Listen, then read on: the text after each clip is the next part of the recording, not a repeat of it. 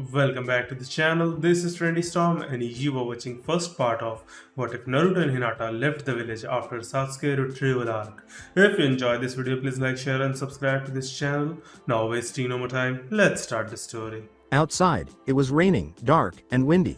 The village suffered severe damage. There had been an attack by a band of bandits who had once been shinobi. Even though there were very few casualties, the village had sustained significant damage. Since he was so close, the leader was unknown and only Naruto had seen him briefly.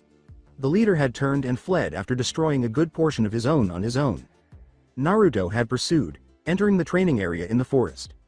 The leader and Naruto had vanished from sight after everyone else had been taken prisoner.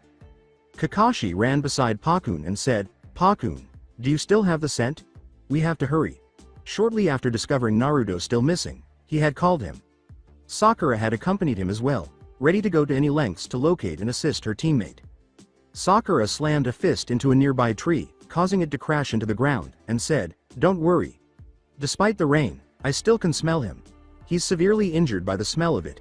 His blood is all over the place." Sakura simply glared at Kakashi, saying, "I know you're worried, but please don't destroy the forest." Her eyes were filled with unbridled rage. She was definitely the Hokage's apprentice, Kakashi was certain. She was picking up the death glare from her teacher. Sakura continued to vent, but Kakashi said nothing. "Don't worry, you just said he was severely injured. And look on the trees around you. A lot of them are smeared in blood.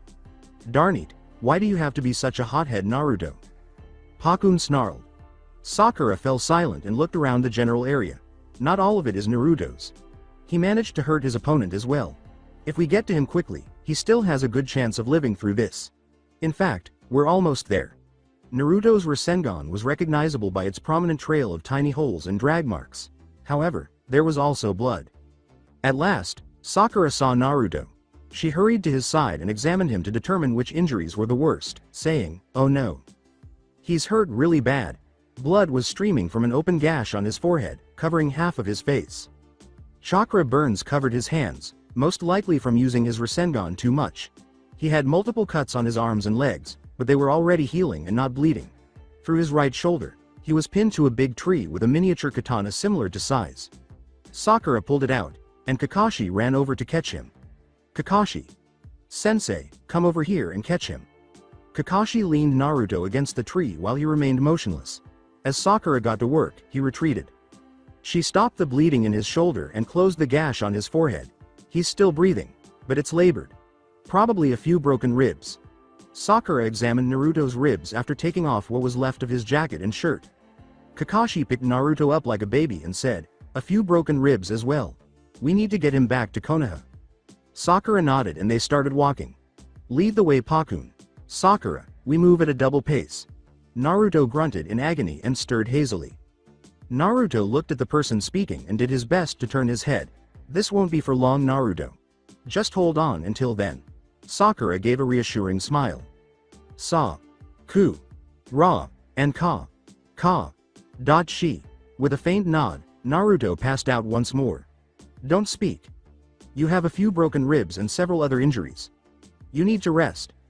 Pakun, Sakura, and Kakashi quickened their pace. They arrived at Konoha a short time later. As soon as they got to the hospital, Tsunade and Shizune took charge.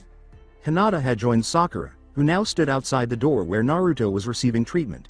When a couple of orderlies opened the door and wheeled out a stretcher, they had been there for approximately 30 minutes. It was Naruto. Tsunade gave the order and approached the two Kunoichi who were waiting for her. "Take him to a private ward in the ICU.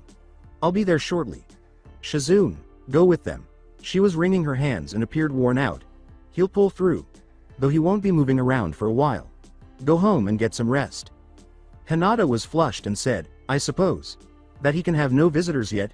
Tsunade gave a headshake. "If nothing happens tonight, you can visit him in the morning. Now I believe I told you to go home and rest. And Hinata, if you like him that much, you should tell him. He's too dense to fully understand love in this stage of life. It doesn't help that he's a boy. You're too subtle for him.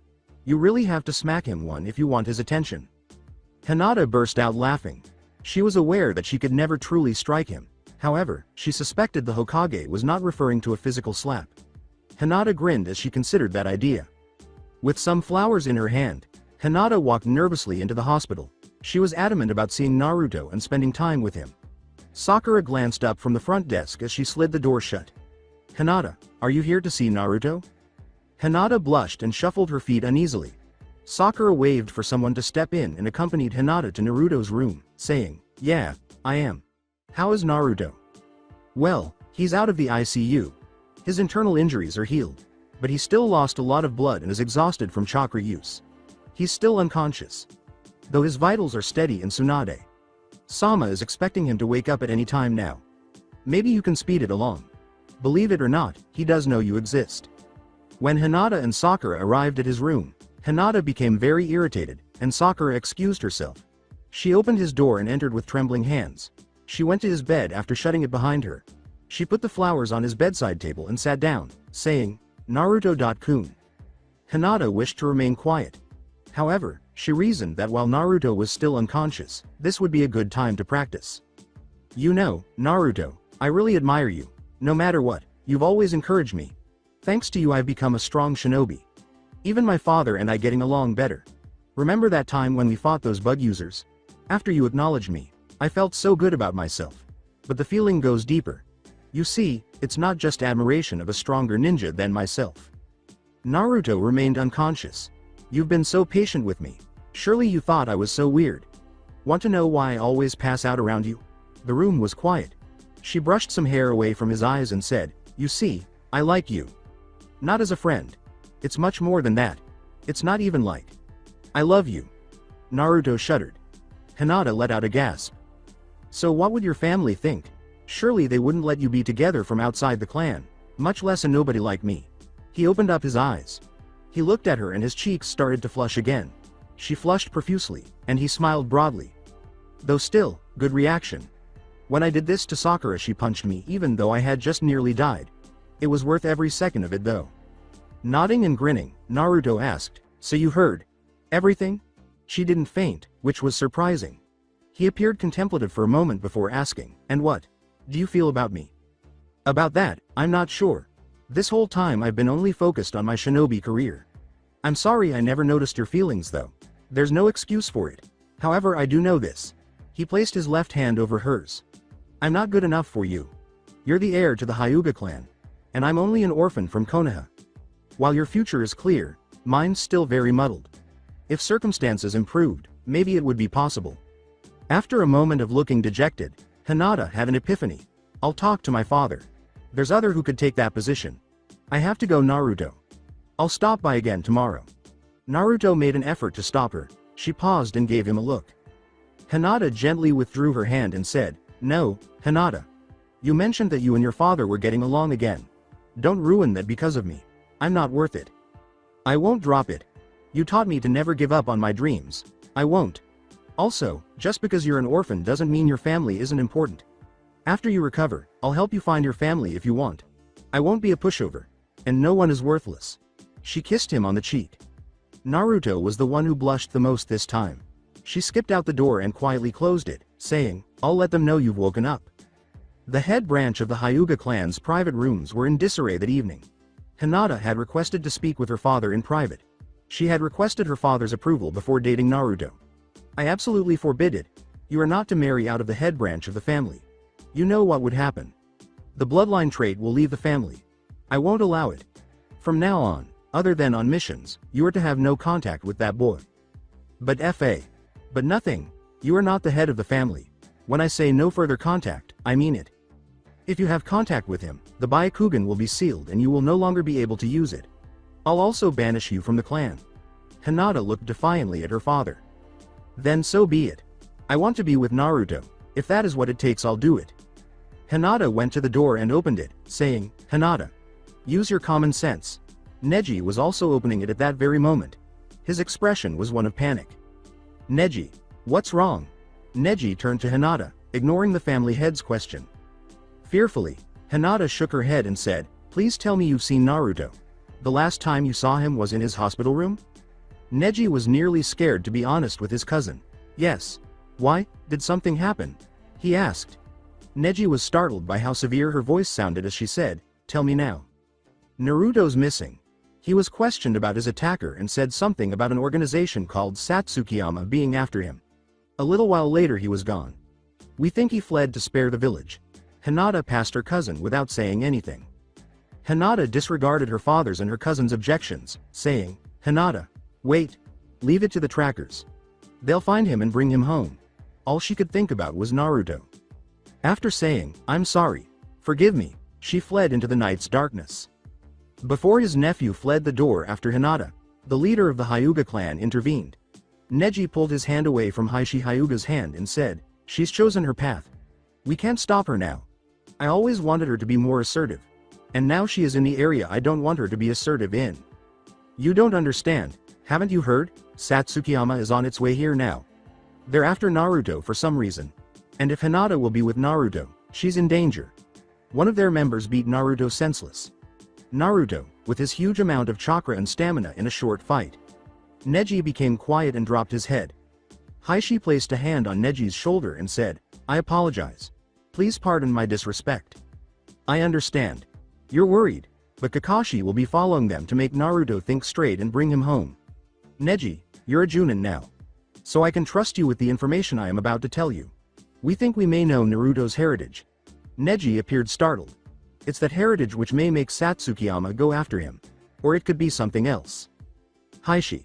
Sama, what do you mean? Neji and Heishi both took a seat. You see, we've heard of this group. It's a group of 4 people. They travel around with the sole purpose of finding and destroying demons. Remember during the Chunin exam which Orochimaru attacked? Neji grinned. You saw for yourself what was in him. It is the spirit of the 9-tailed fox which attacked Konoha 15 years. We believe that his father, the 4th Hokage, sealed it in him. And one of the members has a particular grudge against the 4th. Neji did not speak. Also, this group, Satsukiyama, may not be bad. We think they not only want to destroy the demon in him, and demons are always causing chaos anywhere they go, but free him as well. Because of that demon inside of him, Naruto Uzumaki's life has been very bad. It's how they go about it that we have issues with. Heishi. Sama, what tactics do they use? They go all out once they confront him. They don't want to kill the person. But either way, Naruto will die with them. If they simply beat him to death, then the demon dies. But if the demon is removed, Naruto will die. There has never been a successful demon removal with the host still living afterwards. Neji got up and walked out of the room, saying, I'll leave it to Kakashi. But if Hinata is hurt, physically or emotionally, he'll be hearing from me. Changing perspectives. Hinata ran through the empty streets of Konoha, saying, Naruto? Where are you? Answer me. Everyone was at home, with most lights off, and it was getting close to midnight. To find out if Naruto had come back, she had sneaked into the hospital. However, he hadn't. There was still no one in his room. It was the same in his apartment. He had lost some food and some of his clothes.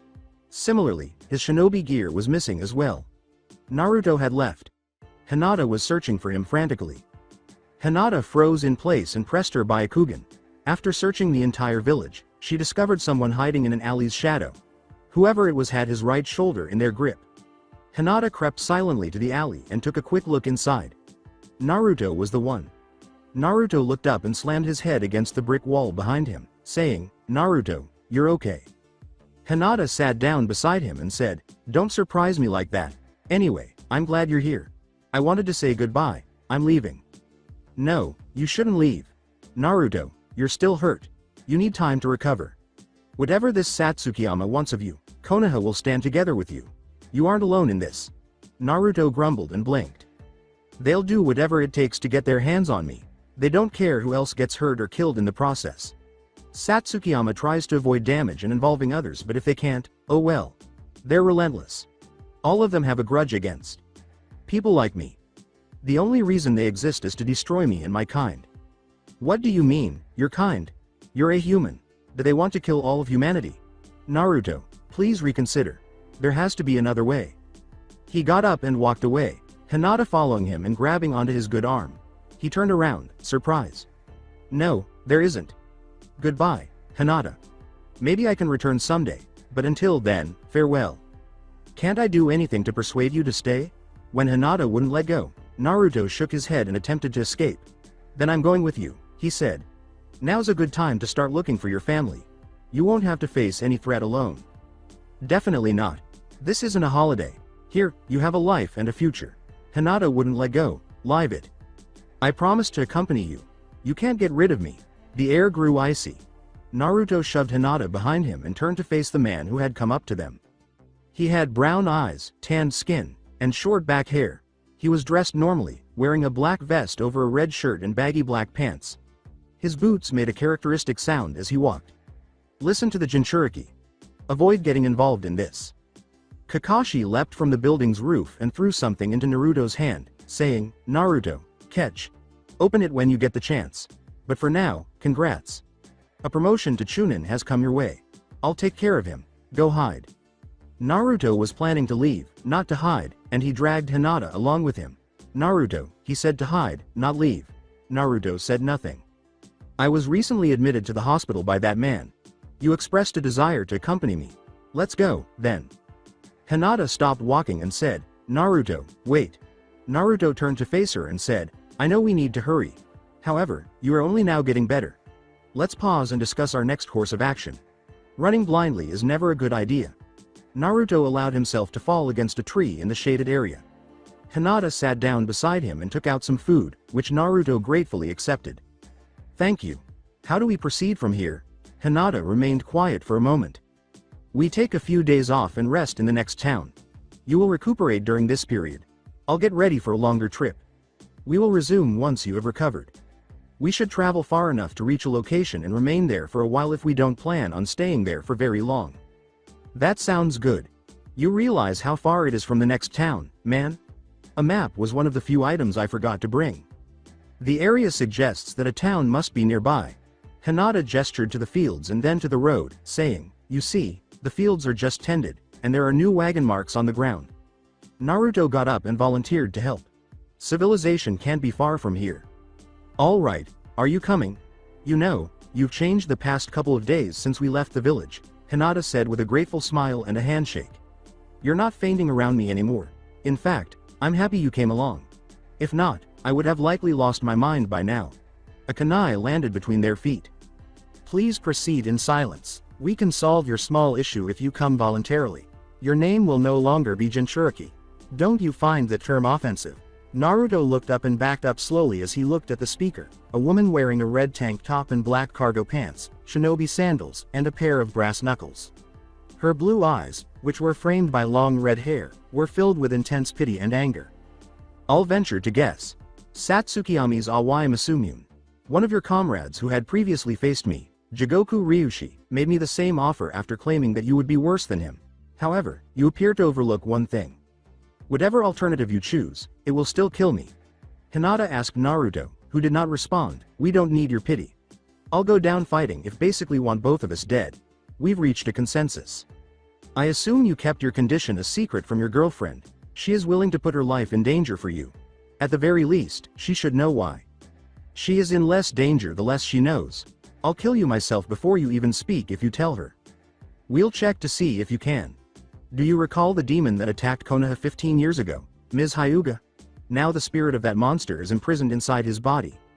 Even worse, he was doomed to this fate by his own father.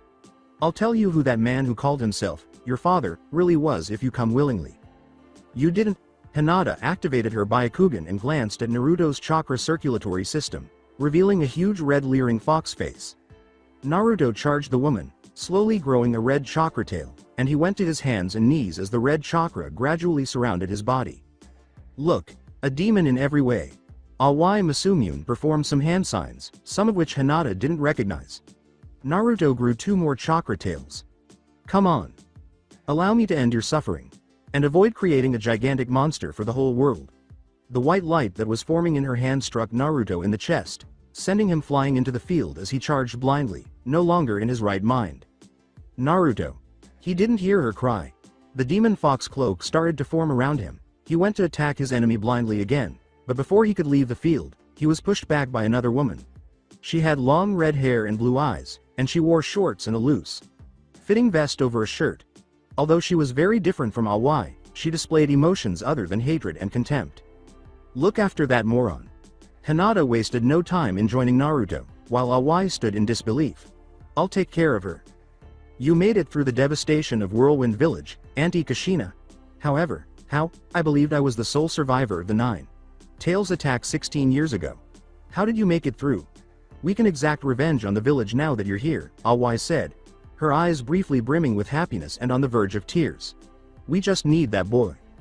Kushina, the woman, shook her head and said, you've allowed retaliation to control you.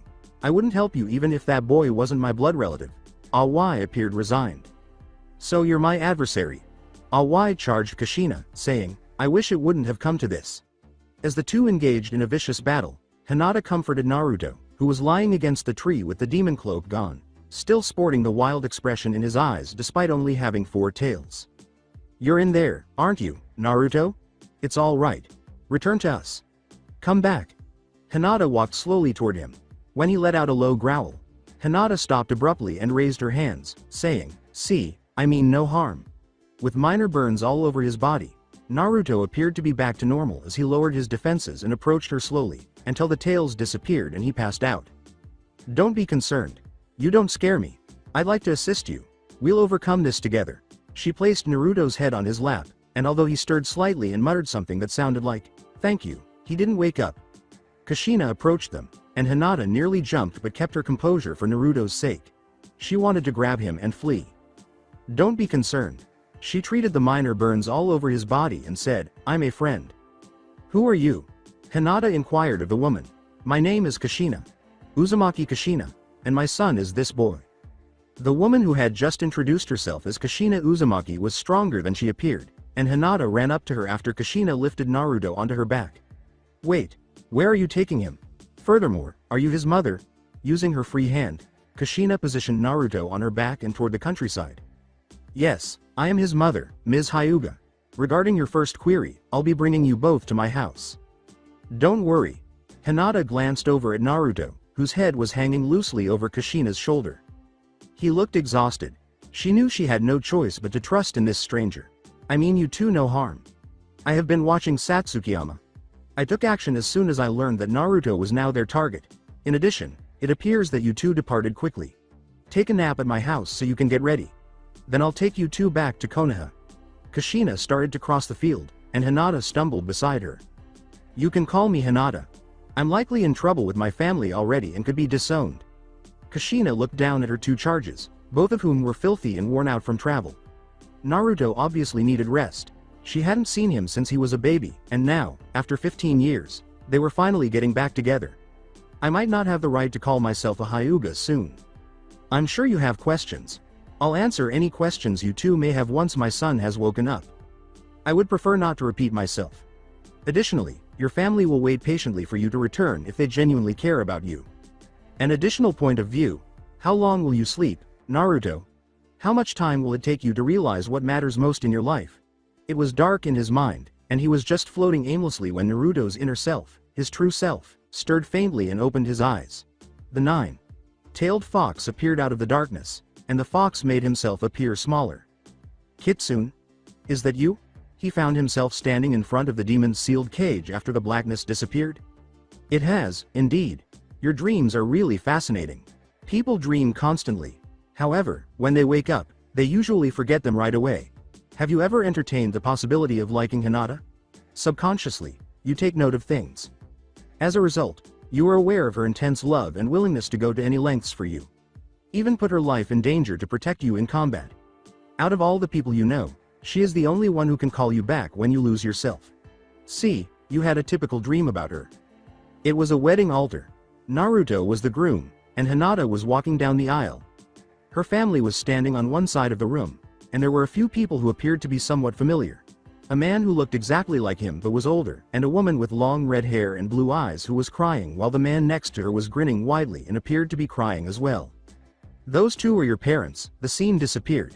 Now your dad is dead. However, your mother is closer than you may realize and still alive. Subconsciously, you recall them from the moment of your birth. Do not lose hope. Standard point of view: when Naruto snapped back to reality, he saw that Kitsune had just paid him another visit and that he was lying in a big bed with a table next to it and a small kitten on the end of the bed resting on a bundle. Hello, little kitty, Naruto said. Who are you? The kitten ran out of the room through the door's crack after meowing pitifully at being awakened. His clothes, which had been washed and dried, were in the bundle at the end of the bed, indicating that he had been sleeping for some time. But where is Hinata? He got dressed and exited the room. The little kitten was waiting outside for him. Seeing him outside of the room, the kitten grabbed his pant leg and pulled. "You want me to follow you?" "Well, why not?" Naruto followed the kitten as it fled, and he was led to a garden where Hinata was sitting with her feet in a man-made pool, a woman sitting next to her, and they were having a quiet conversation. The kitten ran onto her lap, and they looked up. "Naruto, how do you feel? Come join us," Hinata said, getting up and guiding him to the pool, where the water was excellent. "You ought to sense it. It's very soothing." Naruto followed the hint, removed his shoes, and rolled up his pant legs. The woman, who had blue eyes and long red hair, turned to face him as he lowered his feet into the water, recalling a subconscious dream that Kitsune had shown him. "Is that you, Mom?" Naruto asked thoughtfully, and the woman grinned. He felt her tears on his neck and was pulled into an embrace. "Yes, it's me. I'm so sorry. I'm very sorry for missing it. I was there when you most needed me. Will you pardon me?" Naruto withdrew from the embrace.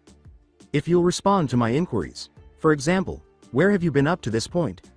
I appreciate you giving me this opportunity. I'll explain everything," she said, wiping away her tears. "I'll begin at the beginning. The fourth Hokage was your father. We got together while attending a diplomatic meeting in Whirlwind Village, which is my hometown. However, the nine-tailed fox attacked while they were there. I had assumed that I was the only one who had survived. I was freed by your father, and you were born shortly after. The nine-tailed fox arrived in Konoha on the day you were born. He sealed the village's soul in you in order to save it. He knew you would die in the process. However, he ensured that I would survive to care for you. I believed that you would live a better life without me. I therefore left you in Konoha. I would have stayed if I had known what your life would have been like," Naruto said. "What information about my family can you give me?" When Hinata saw that Naruto had clenched his fist, she placed her hand over his and gave him a supportive smile.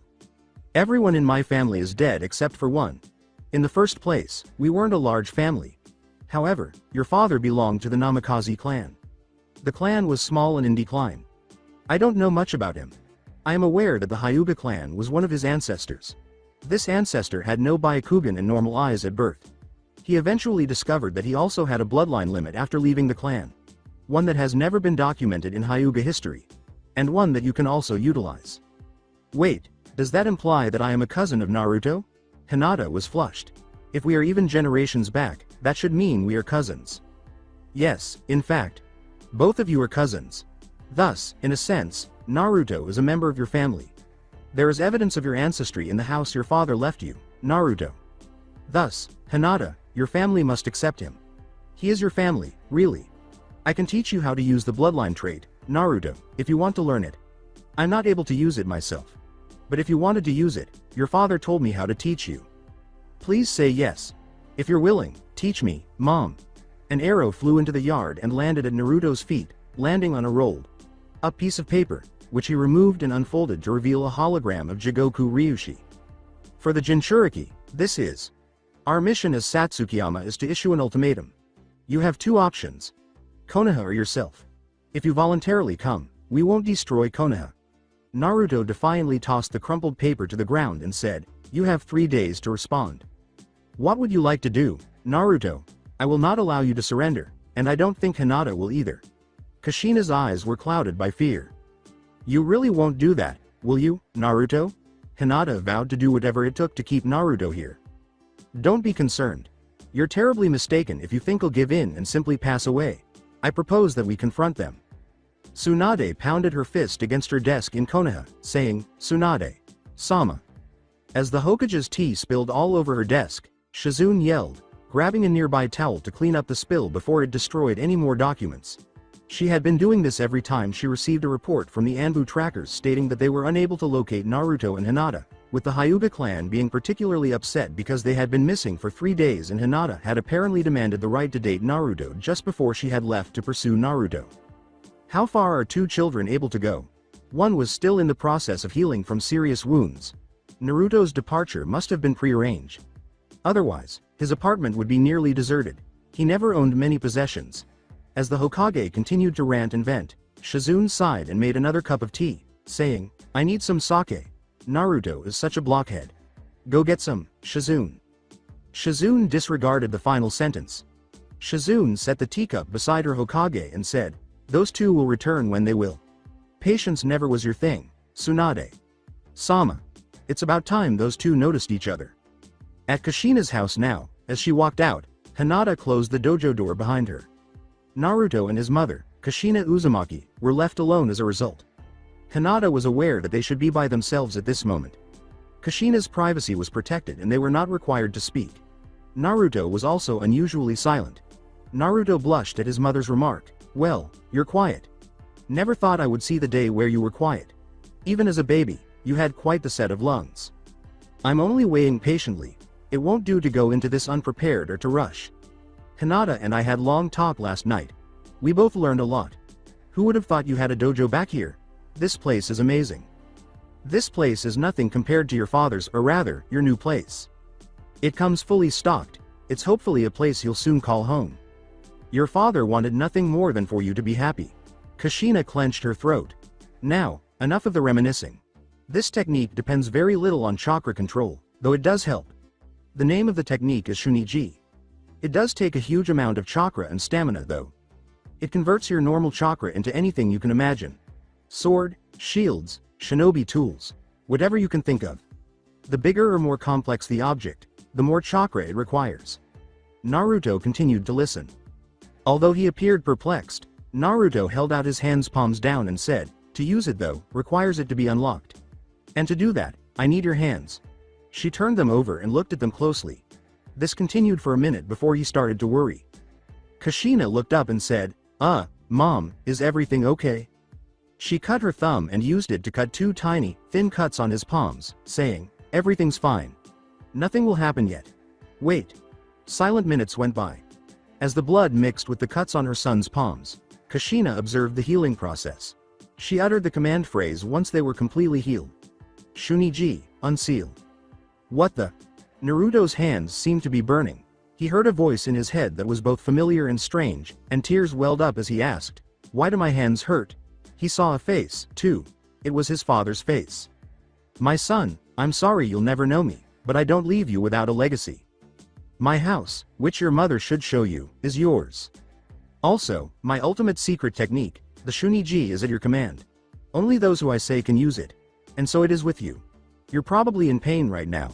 There's another perk in learning this technique. Your chakra control will improve drastically.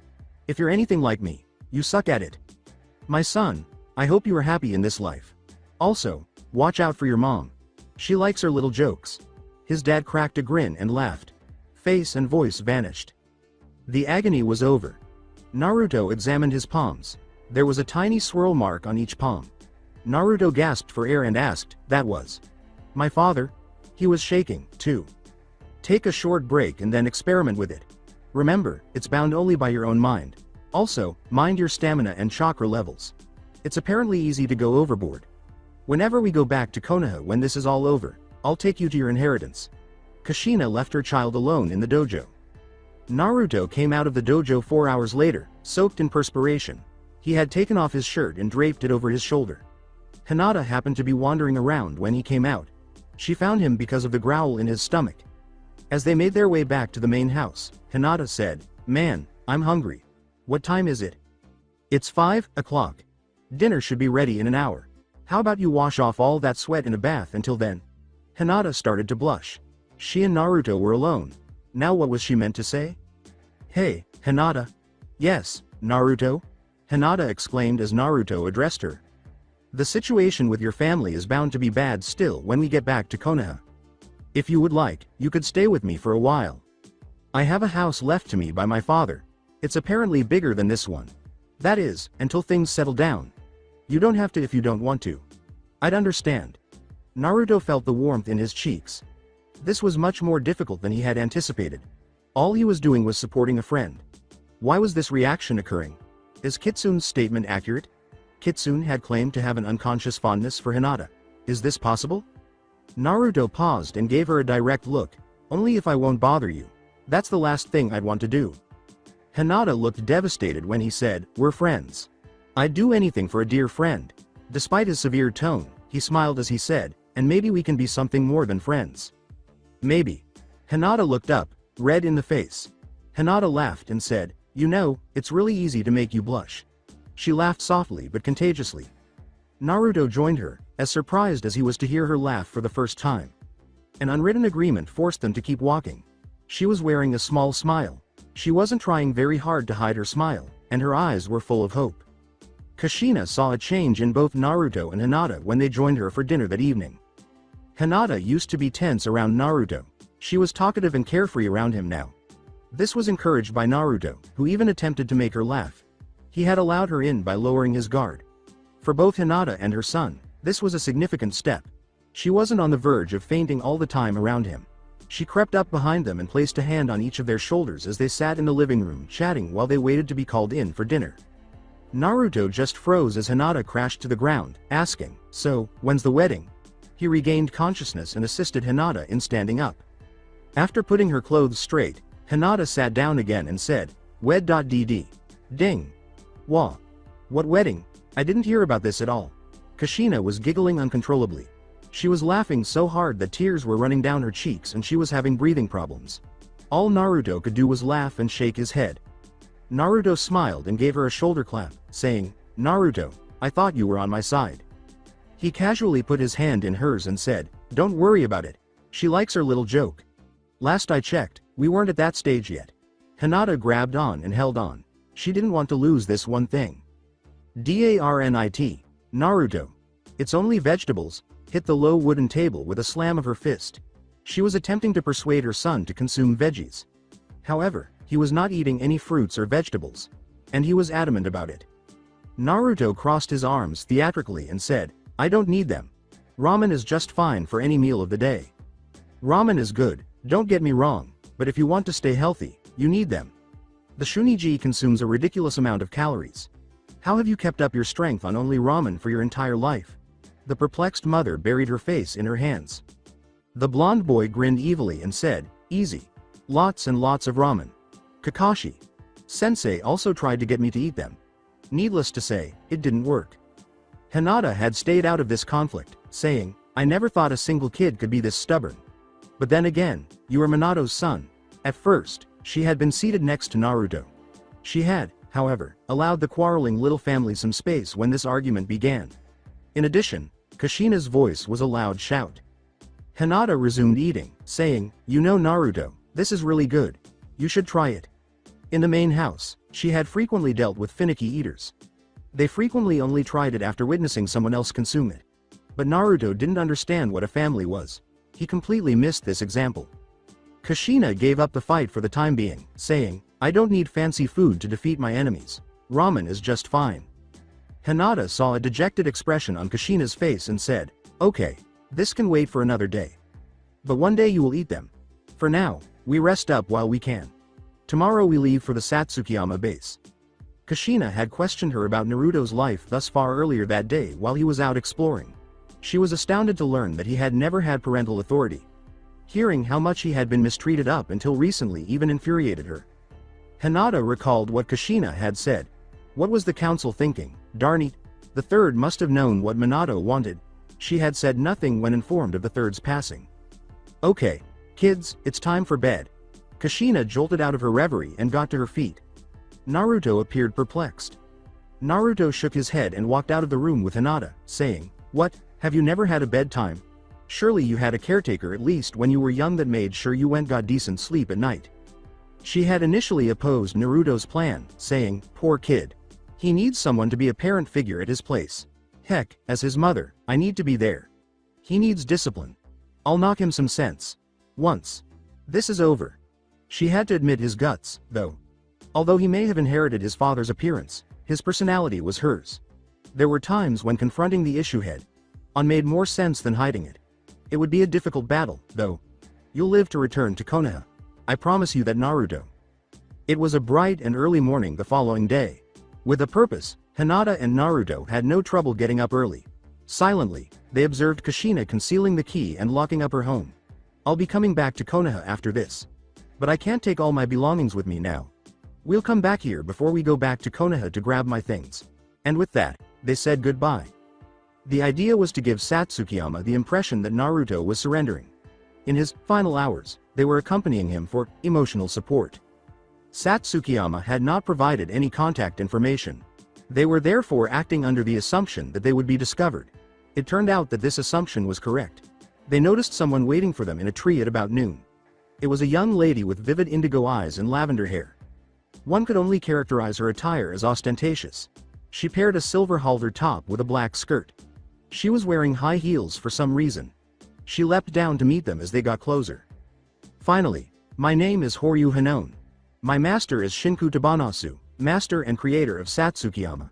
We're glad you came willingly. Shinku. Sama has your best interests in mind. But there's one catch. You have to come alone. Those two can't come with.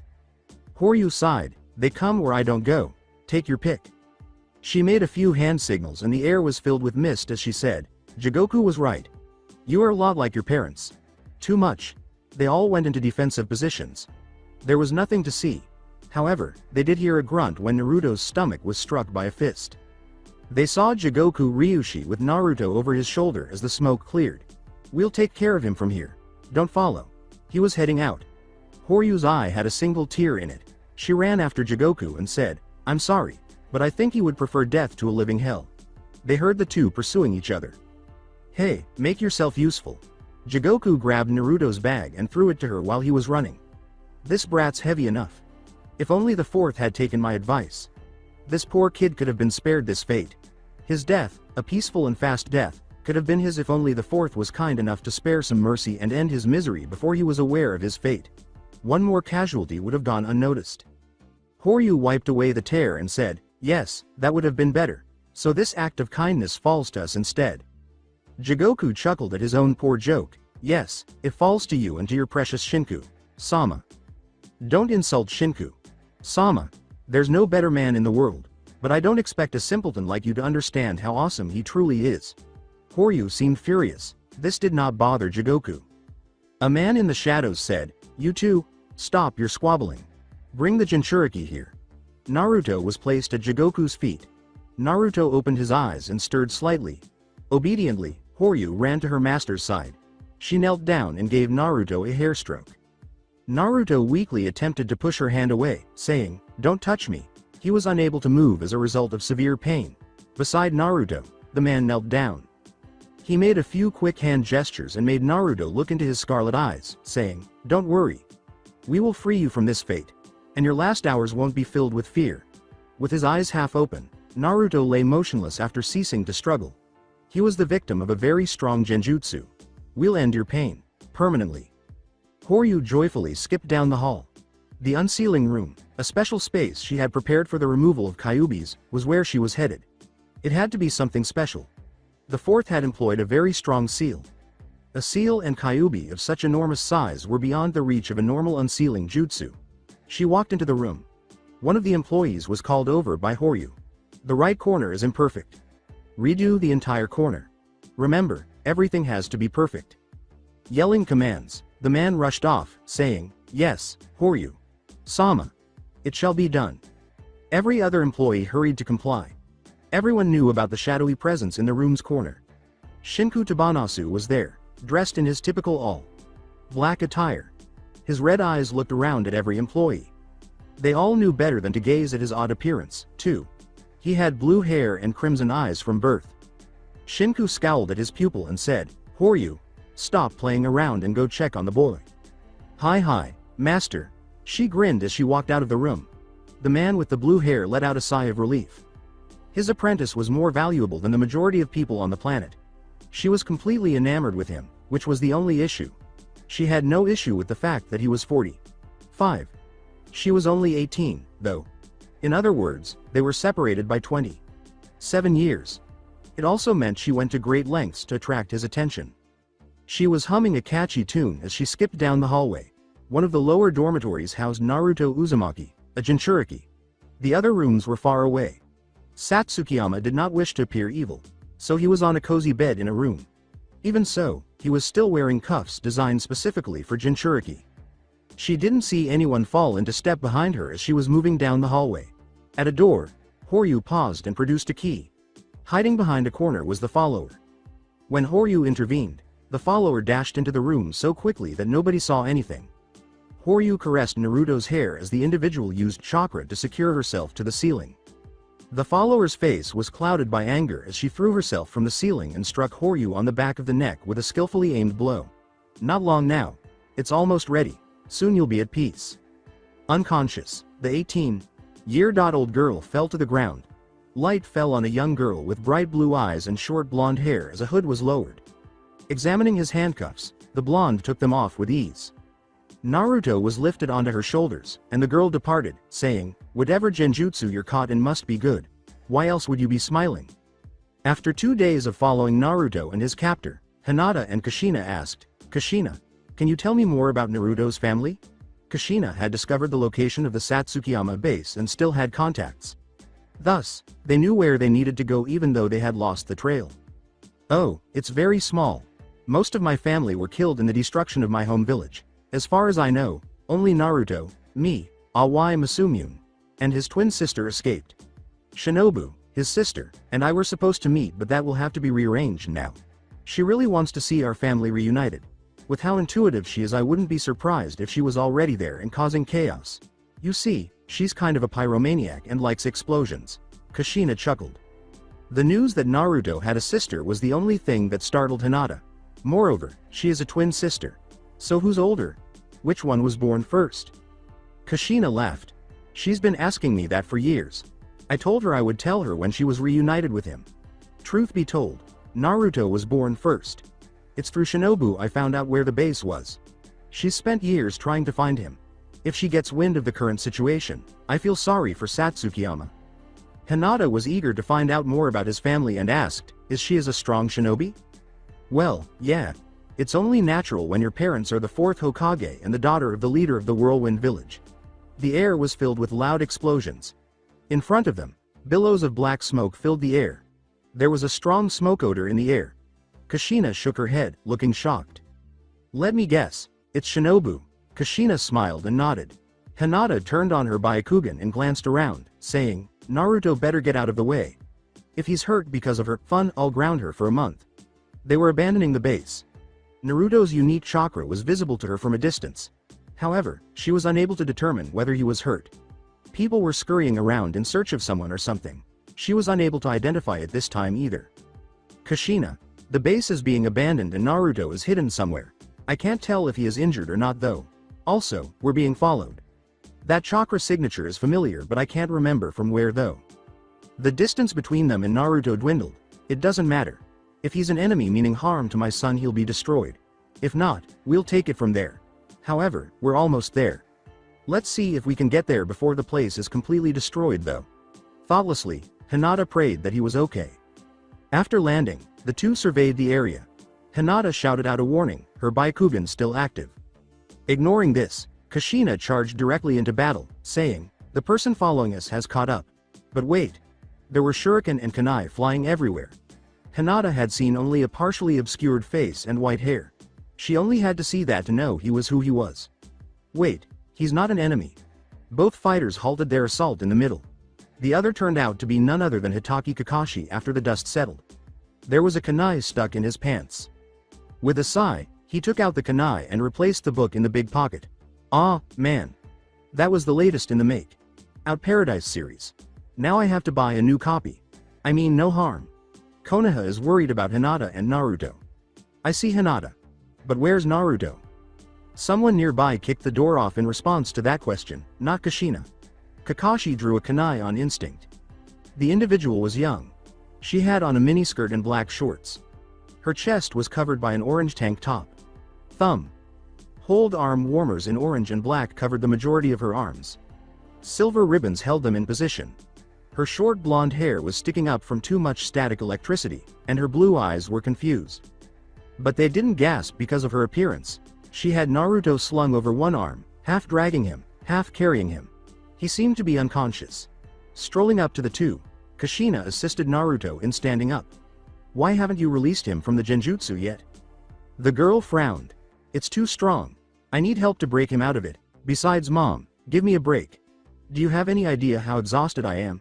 Trying to infiltrate and destroy a base like this is no easy job." Hinata recognized the person in question. Only Shinobu could be the culprit. She had Naruto's appearance. Their hairstyle and gender were the only differences. "Come on. Let's wake him up already. Naruto's chakra system was forcibly infused with chakra. He blinked as he became conscious of his surroundings and slowly woke up. What the? He was unable to complete his sentence. After leaping out from behind Kakashi, Hinata ran directly to Naruto and gave him a tight hug. Hinata? He gave Shinobu a strange look as he moved away from Kushina and Shinobu.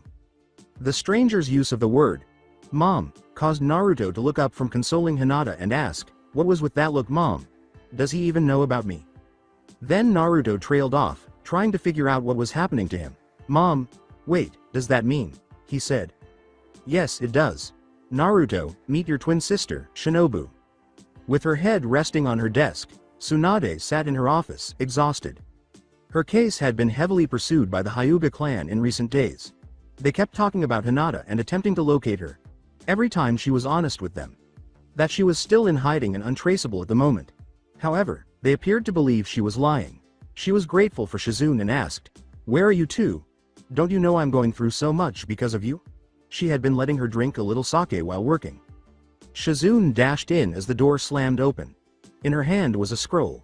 It bore Kakashi's mark, which Tsunade recognized. Tsunade took it and opened it, hoping it contained good news, saying, "Tsunade Sama, this just came in." The Hokage read it, and Shizune watched anxiously. She broke into a smile. Then the expression changed to one of confusion. "Tsunade Sama, what is it?" Shizune read the scroll and became perplexed as well. "It's good that he found them and are bringing them back," Shizune said bluntly as she was handed the scroll. "At least they're returning voluntarily. However, Naruto is an orphan, right?" The Hokage gave a nod. "Oh, so we believed up until this point. It might actually be his twin sister and mother. His ancestry is unknown. When they return, Shizune should obtain DNA samples. We must verify this." Shizune gave a nod. Kakashi was searching the house for Naruto to speak with him about something, but his efforts were failing, and he almost ran into Hinata as he turned a corner. "Hinata, have you seen Naruto?" "Oh, I see. According to Kushina, who I spoke with just now, he and Shinobu got into a fight and have decided to spar in order to resolve it. The dojo is where they are. I intended to observe. Despite the fact that we have been back for a few days, I have yet to see his bloodline limit," Kakashi began. "Now that he has a bloodline limit, what is it and from whom?" "From the fourth Hokage, his father. It's known as Shun-Gi. It enables him to control chakra at a very high level." Kakashi saw that the girl had changed. She was no longer constantly depressed. "I'll accompany you. I would also like to see this. He has terrible chakra control, though. It must be very difficult for him to use." As he began to consider how he would torment Naruto, Kakashi smiled and said, "It just requires special training." "Oh, it's not required. It enhances chakra control and manipulation once unlocked." Hinata's sudden smile caught Kakashi's attention, as he had never seen her smile so intensely before. "Well, he's a cheater then." Kakashi was grinning now as well, but Hinata was too happy to notice because she was feeling so good herself. The two twins were in the air when Hinata slid open the dojo door, saying, "We're here." Naruto was holding a chakra kunai in each hand, and his sister was already holding a chakra spear. They landed hard on the ground and turned to face one another. "Baka, brother." The chakra was blunted so as not to seriously injure her, and as she fell, the spear was knocked out of her hand and faded away into nothing. "Kunais can't compare to spears," she said, charging Naruto head. On with her spear. Naruto blocked the spear with one of his kunai and brought the other one up in her gut. "I prefer close combat." Both of their stomachs growled as Naruto helped her up, saying, "Hey, it's ramen tonight, isn't it? Kunais are deadly in my hands." They hurried out of the dojo as quickly as they could after the blonde girl nodded. At last, Konoha, good old Konoha. After 4 days of traveling, they had finally reached Konoha. "Man, I missed this place." Naruto fought the impulse to head straight to Ikaraku Ramen. "We should head to the main house. We'll stop by your apartment and pick up your belongings, Naruto. We'll get you settled in after that. Additionally, Hinata, you are still welcome at our place." Kushina rearranged her own bag and gestured for Naruto to take the lead. Naruto grabbed what little he had left behind and told his landlady he was moving out before they reached a big house that had always been his and had always made him wonder who lived there. After taking out a key and silently opening the front gates, Kushina led them up the lengthy driveway and gave Naruto a key, saying, "The honor is yours. It is your place, after all." Naruto quickly unlocked it after taking the key. It was remarkably clean for having not been occupied for so long, and a young woman wearing a white kimono and short black hair and dark eyes was inside. She seemed to be sleeping on the couch when Kushina rang a small bell loudly, waking her up with a start and looking around as the light came on. Kushina. Sama. You've returned home. Oh, and also Shinobu. Sama. Thus, the woman pointed to Naruto while glancing at Kushina, saying, Naruto. Sama. Kushina gave a nod. Saya. Welcome to Naruto, your new master. I left Naruto in charge of the establishment until I could turn it over to you. Saya is here. You are now her boss. And this is his unofficial girlfriend Hinata, Kushina said as he introduced everyone. Oh, I was aware of it, he resembles his father exactly. Shinobu. Sama. Kushina. Sama. Hinata. Sama. Naruto. Sama, come. She pointed to a large room and bowed, saying, dinner is ready. Hinata blushed profusely but followed. Hinata, Saya, you are not yet the lady of this house. She talks to everyone like that, Hinata. A Shinobu gave Saya a tight hug while she talked. Oh, she's not engaged to Naruto. Sama. Oh no, let's go lay her down on the couch. Naruto laid her down, and Saya brought some smelling salts from the kitchen. After a brief inhalation of them, she woke up, and Hinata started to apologize. When Hinata fainted at the thought of being engaged to Naruto, Naruto barely caught her. He hadn't been expecting Hinata to faint around him again. Come on, Naruto said, blushing a little, don't worry about it, dinner is ready. I have to visit an old friend, Saya. Later, I'll eat, Kushina said as he approached the door. Naturally, Kushina. Sama. They are in capable hands. When Kushina eventually made it back to the house, it was late, everyone had taken a bath, and the 4 people who had stayed behind were sitting around the fire talking and wearing light yukatas. Saya appeared a little down. But Naruto. Sama. I always watched Minato. Sama's back, she said. Particularly when Kushina. Sama was out on a mission. When Minato was alive, he always had Saya wash his back after taking a bath, but Naruto had forbidden Saya to do so. Naruto, Hinata, and I have an appointment tomorrow, Kushina said as he entered the room and joined them. Hinata's dad had contemplated permitting the partnership. There is hope, but we still need to work out the specifics. Much optimism. Shinobu, please relax. It's just a needle. Shizune held the girl's trembling arm motionless. Kushina had acknowledged that her daughter was extremely afraid of needles. Shizune had come to collect blood samples, and both Kushina and Naruto had taken them coolly. However, Shinobu became very agitated, saying, There, I'm done. The needle was swiftly removed. When can we expect to receive the results? As Saya prepared some soothing tea for Shinobu, Kushina led Shizune outside. I would think that the Hokage would think that I would know my own son. We have faith in you. However, the council will require concrete evidence that Naruto is the heir apparent. There will be numerous issues otherwise. The test will be administered by Tsunade. Sama herself. One of us will personally deliver the results. Shizune left the Uzumaki residence, and Kushina returned. Saya had finished with Shinobu and was likely out looking for Naruto. She knew that this would take some time to adjust to, given her background and heritage, and Naruto had a lot to process because this was all new to him. Kushina. Sama. I am unable to locate Naruto. Sama. Are you aware of his location? As Saya drew closer, Kushina chuckled softly. The night before, he had woken up to Saya attempting to cuddle up to him, and it was taking her some time to realize that Naruto was not Minato. He's most likely attempting to console Hinata. She fears what her father will decide today. Speaking of that, we should visit the Hyuga residence shortly. Kushina left Saya to pout by herself. Haishi. Sama is waiting, said a young girl from the branch family as she opened the gate and beckoned them in after spotting Hinata. Please follow me. Kushina, Naruto, and Hinata were shown to Haishi Hyuga's inner chambers. Leave us. Haishi commanded, and the young girl closed the door behind her as she walked away. As for you 3, please sit. The 3 sat down on the cushions that were provided.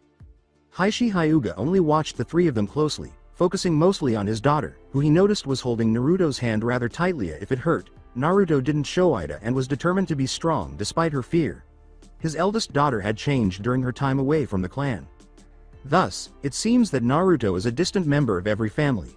The blood test was conducted by Tsunade. Sama herself. I therefore have faith in the outcomes. Thus, I am forced to declare that Naruto is my daughter's deserving husband. As her father spoke, Hinata tightened her hold on Naruto's hand. This is what I propose. Yes, Dad. I'm paying attention. You are still welcome in the clan, Hinata. However, the Byakugan must be used by the next family head and their spouse in order for the family head to use it later. Therefore, I will accept and even promote this relationship if you are prepared to give your sister the heiress position. This young man is obviously beneficial to you. All I ask is that you exercise caution if you do this. I do not wish for you to suffer harm. Hinata looked up in surprise, but then she smiled. This was the first time Hyuga had ever seen his oldest child genuinely smile. Yes, father. Hanabi will inherit the heiress position from me. In any case, Hanabi would be more skilled at it than I would be. Hishi turned to face Naruto and said, Hishi-sama, I swear to you that I will never harm Hinata. I'll accept responsibility if I ever cause her any harm. I will never harm her, though. I assure you both of that. Oh, and show respect to my daughter, Naruto. I want this relationship to grow gradually. My daughter should not be exploited. Does that make sense? Naruto vowed to treat her with dignity. On my honor. I never back down from a commitment. I do it the ninja way. I appreciate you giving me this opportunity. I will never forget this. Hishi practically grinned as he said, You are welcome to train with us at any time. I've heard you've developed into a formidable shinobi. Both nodded. Oh, and don't say anything about this to anyone else yet. Naruto nodded, beaming broadly. The Hyuga clan would like to help you develop that power wisely. Scat you two now. After Naruto formally asks Hinata out, go on a first date. Go have fun. Hishi and I have to leave for the council meeting now. When the enamored teenagers left the room, Kushina sat back down and said, Go on, get out of here. Was that a smart move? Yes, that is the best option. I hate to speak for myself, but Hanabi would make a superior head to Hinata. However, given her knowledge of Hanabi, she is likely to cede half of that authority to Hinata, establishing company heads of the family. It has previously occurred. The family had a good time. Please, Hishi, let's end this pointless meeting. It is better if it proceeds more quickly. Indeed, Kushina. Come on, Hishi said, leading Kushina from the room. Tsunade sat at the head of the council and said, All right, this meeting is officially in session. All of the powerful families and clan leaders gathered together. The heir and will of the fourth Hokage have been located. The blood tests were performed by me. This woman, Kushina Uzumaki, is without a doubt the widow of the fourth. Would she kindly stand? Kushina stood, waved, and then sat down again. This has been verified by marital records. Additionally, the fourth had 2 children with this woman, who was the daughter of the Mizukage of the Whirlpool village, which has also been confirmed to be destroyed. Naruto and Shinobu are twins.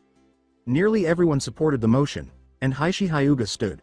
I ask the council to acknowledge this. I want everyone to know that my youngest sister Hanabi has inherited the throne from her older sister Hinata. Tsunade called the meeting to order after everyone began whispering. The entire clan agrees with this. I still want to ask Kushina Uzumaki some questions. She consented to respond to them. Explain Kyujutsu. Everyone fell silent. Kyujutsu is a special kind of jutsu made especially for fighting demons, Kushina said as he started talking. Additionally, demons can be Jinchuriki, sealed into human containers. Using Kyujutsu. When the 9-tailed fox attacked Naruto on his birthday, Minato used this method to seal it into Naruto. It doesn't employ standard hand signals. It wasn't until I met Awai Masumune that I finally got to see them. You two are acquainted, as you stated in your report. What's up with this? The head of the Aburame clan said, We've all seen the report you gave to the Hokage. My home village was once inhabited by Awai before it was destroyed. My village was destroyed by the 9-tailed fox before it arrived here.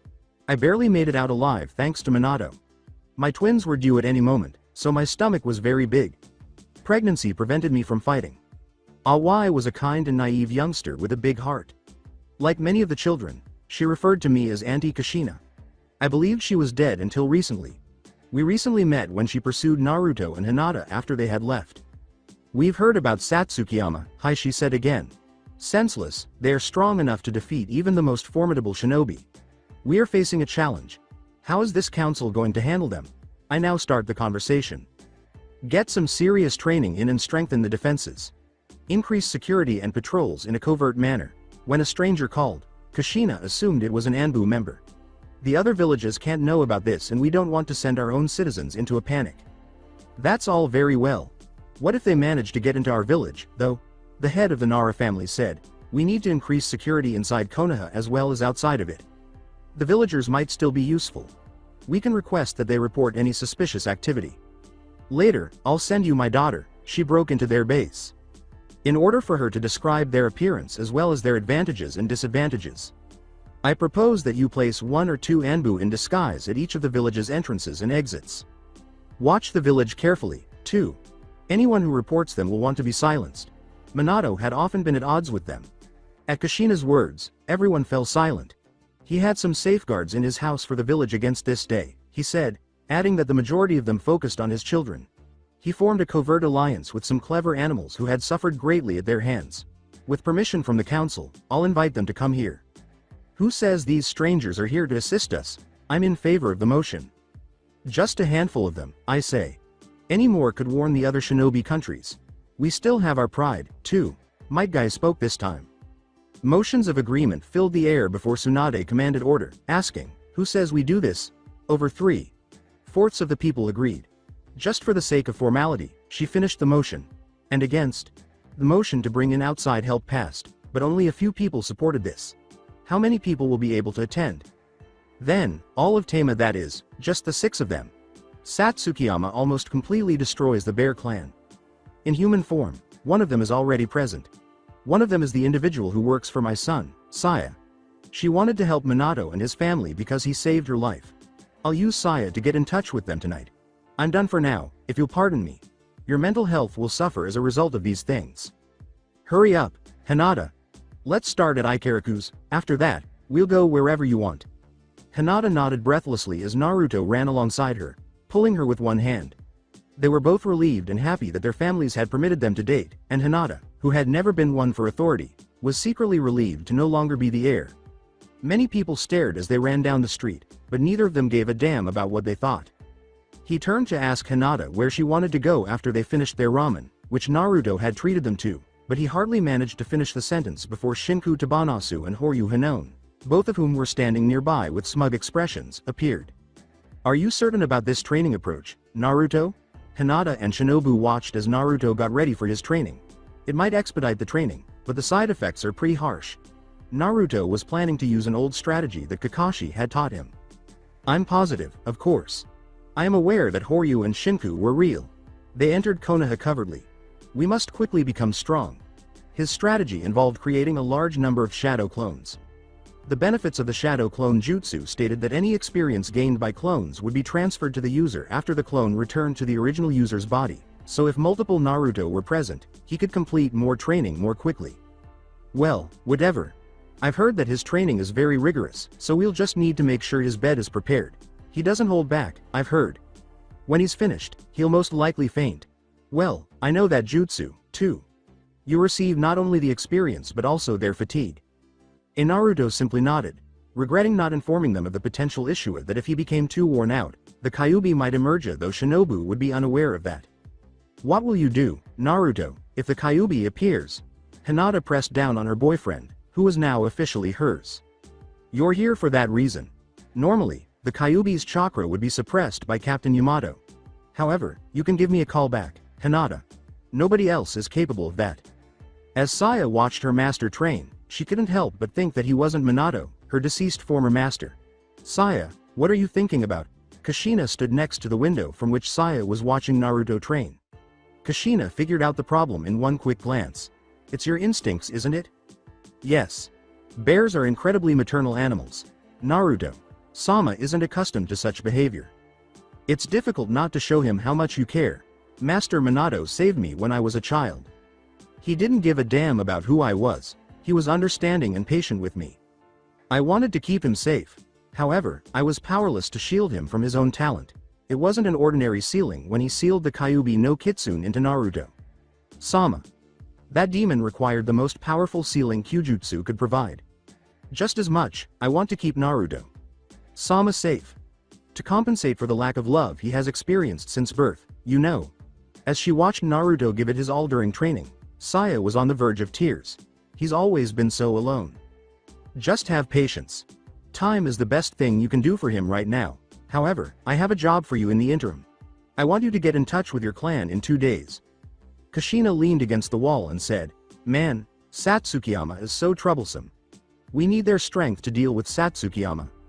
"It will work." Saya stayed put for a few hours as Kushina left. She felt conflicted. She wanted to be there to support her master as a friend and devoted servant, but she also wanted to follow her instincts and simply show him her motherly love, which, of course, was an extreme form of motherly love for her clan. Naruto halted in the courtyard below and brought his clones back to him, teetering for a second before collapsing. Naruto was drenched in sweat when Shinobu, who was closest to him, yelled as she grabbed her brother. Saya seemed to appear out of nowhere and assist him. "The master bedroom is ready." We started the long walk to his room after Shinobu nodded and said, "With your permission, Shinobu." "Sama, I'll help get him there." He had the largest bedroom in the house, the master bedroom, which was naturally on the second floor, and they were outside when Saya noticed something bothering about her master, something Shinobu had also noticed and was wondering why. "Why is Naruto so light, Saya?" "He is too light despite having a high metabolism because he is a shinobi. This weight is not unhealthy. Still, he is lighter than a boy of his age ought to be. Most likely as a result of his complete independence up until this point. Therefore, he was forced to eat only ramen. He was also operating on a tight budget. It was painful to hear herself say such things because it was the truth. She found it annoying that he had taught himself to live alone and that he had done so out of need, but she knew that he didn't require sympathy. When they finally arrived at his room, they were able to get him onto the bed and take off his shoes, shirt, and jacket. Hinata wiped the perspiration from his face and he made a weak moaning sound, but he did nothing else. Hinata grinned when she saw Naruto grinning while he slept. The following morning, an agitated-looking Kakashi showed up at his old pupil's home, after Naruto was promoted to Chunin, the master. Student dynamic shifted to one of shinobi to shinobi, and Shinobu answered the door. "Kakashi. How are you?" Kakashi walked in and said, "Please come in. I can't stay long." Tsunade. Sama must see Saya as well as the rest of the Uzumaki family. It sounded significant. "We'll drag Naruto over there as soon as he awakens. After training yesterday, he is still asleep." This is a very unusual approach, but it generally works. Unfortunately, he also experiences the fatigue of all his clones. It seems that you were the one who instructed him in that technique. Kakashi perspired. It might have gone badly, I'll guess. Later, exhausted from too much effort. The Kyuubi didn't wake up, at least. Shinobu chuckled and said, "Don't worry. We neglected to mention it, but when he loses himself, there is someone who can call him back." With his message delivered, Kakashi turned to depart, asking, "Who?" The reason should be clear, of course. A clatter caught Shinobu's attention behind Hinata, his girlfriend, after he had gotten up and bumped into the kitchen door while attempting to enter. Kakashi laughed and went to report back to the Hokage. "I apologize. Not yet awake." Naruto started to sit down at the table, but Kushina stopped him. "I need breakfast." "I apologize. Go grab a couple of granola bars or something and get dressed." After complaining to himself, Naruto went back upstairs to get dressed and returned a few minutes later, rubbing a brush through his bedhead hair while Saya gave him some buttered toast. "We've all been summoned before the Hokage," he said. He followed the others out the door, saying, "Thanks, Saya." Saya grinned as she closed the door. As they entered her office, Tsunade looked around the Uzumaki household and chuckled to herself while Naruto, who appeared to have just woken up, was eating some buttered toast. "I apologize for the appearance, Tsunade. Chan. Just woke up. Normally, I'm not a morning person." Tsunade was alert and said, "No matter. How is it going to contact your clan? Regarding this, the council is really focusing on me. We also need your assistance. We need to know as much as you can about Satsukiyama. In particular, you, Naruto. That is something we can accomplish. Naruto won't help much, though. He was caught in a genjutsu the entire time he was at their base. The most I can tell you. Mom has been coping with them for a long time, so she can too. Before we were born, she was constantly fighting with them with Dad. However, I'm still curious about that genjutsu." The whole time, he was grinning. Naruto flushed when his sister said that. "As I mentioned earlier, nothing about them was reflected in the genjutsu." Naruto said bluntly, "It reflected my strongest subconscious desire." Shinobu smirked as his blush deepened.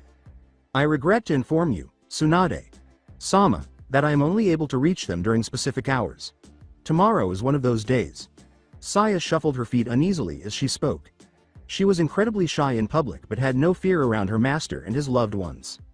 When you learn the results, get in touch with me. As long as I'm not in a meeting, they'll let anyone from your household pass. Saya and the Uzumaki family nodded and departed. Only light training if you want to train today, Kushina told her son. Your body requires rest. If you disobey me, I'll tie you to your bed and force you to eat vegetables, I promise. Naruto gave a meek nod. After a lazy day, Naruto spent some time in the hot spring in the back of his house. He was even more lethargic than before, and the hot spring helped him fall asleep when he reached his room. Since it was hot outside, he wore only pajama pants, and if it weren't for her, he would have slept well. Saya, who was usually the last person in the house to go to bed, had just laid down and was about to fall asleep when she felt a disturbance. Saya had very good senses, and she quickly looked around the house when she noticed someone sneaking up the stairs. Since she knew it was probably not one of the children, she followed the intruder in silence. When someone opened his door, Naruto was asleep, curled up on his side and snoring lightly. The intruder's face was hidden by a black mask, and the only distinguishing feature of her was her chest, which revealed that she was a woman. A few stray lavender hairs protruded from the folds of her clothing, and she moved in next to her target. The target, who was only slightly asleep, snapped his eyes open and looked up, and the knife came down. Naruto blocked it with a chakra shield, and rolled off the bed at the same time. The two clashed evenly until the masked woman tripped Naruto, and as he became enraged, he managed to make a Rasengan. A typical Rasengan is blue and about the size of his fist, but this one was a little bigger and multicolored. He leapt up and struck the unwary intruder square in the chest, sending both of them flying as the unexpected power boost sent them both hurtling. The thief struck a large mirror, shattering it as she struck, and she crumpled to the ground, glass shards falling on her and around her. Naruto struck his dresser and bounced off. Naruto. Sama. Saya burst into the room and saw the result of the chaos. Are you okay? Naruto, who had minor cuts on his arm and chest from the would-be assassin's knife, grimaced but nodded as Saya rushed to his side and assisted him in standing up. Kushina and Shinobu joined them, and Kushina quickly revealed the intruder to be Horyu Hanon. Shinobu, restrain her. Please hurry up and get Tsunade. Sama up, Saya. Ask her what she should do. Are you hurt, Naruto? No, Naruto said, shaking his head. I'm all right.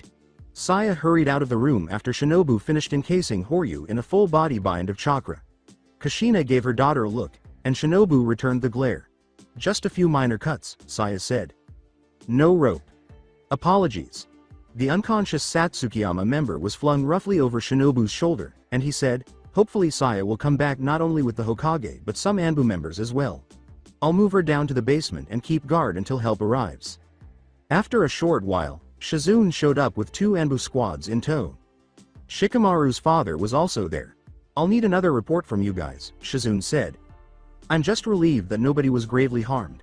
Is it true that Naruto only sustained minor injuries? Naruto answered Shizune's question by walking in. He still had no shirt on. That's a relief. Hearing this will make Tsunade Sama happy.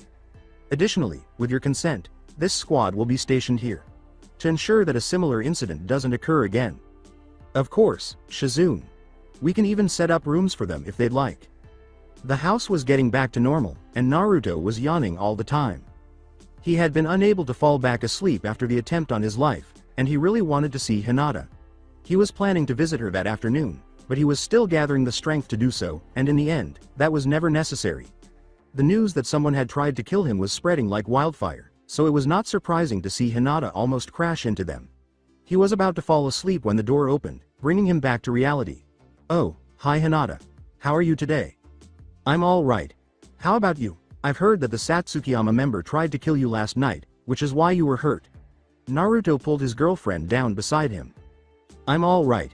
You see, I almost feel sorry for Horyu, Naruto said, lifting up his shirt to reveal his arm and chest to Hinata, which showed no signs of injury.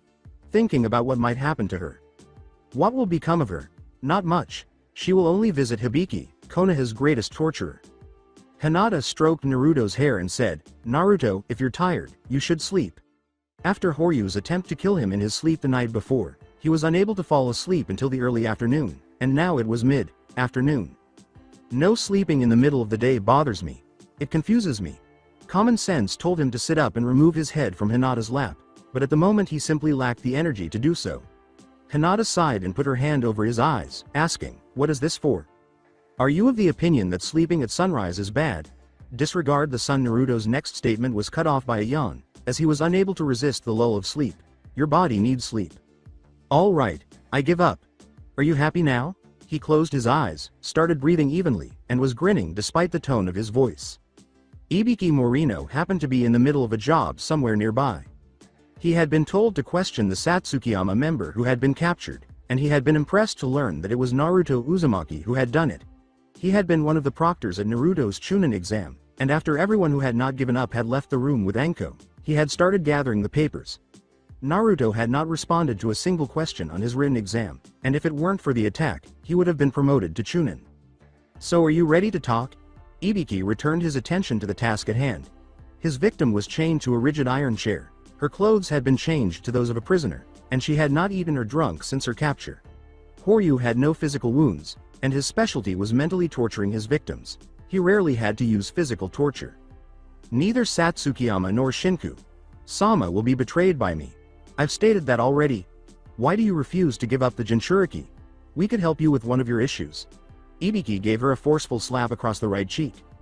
Naruto is unique. While other villages might have been happy to give up their Jinchuriki, this is not the case. I'll return in a couple of hours. After saying, we'll see if you're ready to talk then, Ibiki walked out and closed the door, but not before hearing tears and a small whimper fall to the ground. He came back a few hours later as promised, and when she said, I heard Konoha was a good place to live, he hardly even sat down in his usual spot, and Horyu was sitting resignedly in her seat, her head held high. Apparently not, though, given the presence of savage men like you. If the other villages were aware of this side of Konoha, how would they react? Where do girls get kidnapped, tortured, and mistreated? Ibiki merely shrugged his shoulders and said, there is a torture division in every village. And you're not a girl at the moment. The enemy is you. It's as simple as that. Furthermore, what other people think of me is irrelevant. I'll find out what I want to know by breaking you, regardless of how long it takes or what I have to do. I really dislike hurting people. Take it easy on yourself and communicate openly. Horyu's face briefly displayed doubt before being replaced by a fa-section aid of confidence. She was starting to cry. Why? I'm not going to stay here long, Shinku-sama. I just need to wait. I'm going to assume that despite your master's significant age difference, you still adore him. Do you genuinely believe that he is interested in you? Why hasn't he arrived yet? Most likely, he will simply hire another apprentice. Horyu fought against the chains that held her down, making hand signals with her hands, but it was all in vain because the chains consumed the chakra of the person who was chained to them. Another apprentice to use and take advantage of. You dare not turn Shinku-sama into a sport. You'll regret it when he arrives. Her indigo eyes glowed with hate. He won't have much longer to live. If we can avoid it, no, let's talk about Satsukiyama now, right now. No, please don't hurt him. You have no understanding of him. You ought to make an effort to comprehend your adversary. This earned her another slap, much harder than the first one. This time she couldn't stop the tears. She glared up defiantly this time, still crying and showing fear in her eyes for the first time. No, he won't leave me behind here. He'll come get me. He will, I'm sure of it. Two Anbu entered as the door opened. We're prepared. Is everything in its proper place? Yes. He approached Horyu and gave her a hard head lift, forcing her to turn to face the Anbu. The two of them swiftly made some hand signals, and her eyes went glassy. Are you two prepared for this? Ibiki set up a video camera and began recording after they both nodded. With a worried expression on his face, Shinku paced his tent. Horyu had disappeared during the night, and it was now noon and she had not returned. He had previously requested a scout and was now awaiting one. You called, Shinku-sama. What can I do to help you? As he spoke, the scout was on one knee. I believe my foolish apprentice decided to sneak into Konoha and attempt to murder the Jinchuriki while he was asleep. By now, she has most likely been apprehended. Enter Konoha covertly to learn more about her circumstances and whereabouts. In the event that she has been captured, do not attempt to free her. Bring her back right away if she is fine and just missing lessons. The scout nodded and zipped out of the tent, entering the village as a mere traveler looking for a place to spend the night. Report back to me immediately when you find out. It was a well-known fact that their shinobi population was many times larger than the average village, and the scout made observations as he made his way through the village, heading towards the most obvious place for information, the Hokage Tower. He observed that the defenses had been fortified both inside and outside the village, and that some Anbu were mixed into the crowd dressed as regular civilians. blending in so well that he even had trouble telling them apart. He sneaked into the Hokage tower and made it to the top, where the Hokage's office would probably be. When he arrived at her office, he noticed a man with many scars in the room with her, and he was speaking to the Hokage gravely. We had to use truth drugs and jutsus in the end. However, we obtained the desired information. He put a videotape on her desk and said, "It's on this tape." "Where is Horyu Hanon now?" The Hokage slipped into her desk. "She has been given a lot of drugs and is being held captive in a chakra eating cell by the most seasoned Anbu we could find. She is in the village's old cells. I am aware that you expect her to receive at least respectable treatment. She'll be. I get it. Be on your guard." The man gave a salute and departed, which the scout took as a cue to report back. He left Konoha through the forest because it was safer and he didn't want to be captured either. He eventually returned to the camp and told Shinku Sama that he had been gone for 6 hours. Based on the sun, Shinku immediately asked for the report. "They've caught her. They learned everything she knew about us through jutsu and drug use." Shinku remained silent as he considered his options. Horyu Sama is currently heavily drugged and in a chakra-eating cell in the old cells under the village of Konoha. Please inform others that Horyu is currently a prisoner of war. No one is to go in and retrieve her in spite of this. She will now have to face the repercussions of her own recklessness. The scout nodded appropriately and left after saying, "We'll get her when we go in to get the Jinchuriki." It was now late evening, and Saya was going to call her clan tonight. "Hinata. Sama. I'm sorry to do this, but I have to wake him up," she said, grinning as she entered the living room and saw her young master sleeping with his head up on Hinata's lap. "Don't stress over it. Time to wake up, Naruto. You are needed by Saya." Naruto woke up drowsily. "Master, I apologize, but dinner will be late tonight." He woke up immediately and said, "Hinata. Sama, will you be alright going home alone? I'm calling my clan and thought you might want to be there. If you want, I can ask Shinobu Sama to accompany you." "I'm alright. My father has asked you to join him for dinner tomorrow, Naruto." Hinata skipped to the door and departed, saying, "Please come if you'd like." "This way." Saya took a torch and lit it, and Naruto was led to the basement. She signaled for him to follow her, and they descended a long, dark tunnel until they reached a door. Saya lit the candles inside and declared, "It's safe to come in." Naruto entered the room and saw a large symbol painted on the floor, with Saya standing in the middle of it. Whoa. He moved to the corner and remained there, saying, "This room is incredible. What next? I must remove the genjutsu and reveal my true form to you. They'll come after that." The air seemed to ripple around her, and she changed. Her brown eyes turned gold, and she wore sandals, long pants, and a long, sleeved shirt that covered her midriff. As Naruto gasped in amazement at how amazing she looked, shapes that vaguely resembled bears started to appear in the air. A glowing portal appeared in the air, and Naruto watched. Things were starting to take shape. Bearish shapes were gradually giving way to humanoid shapes. Naruto was surrounded by 5 strangers.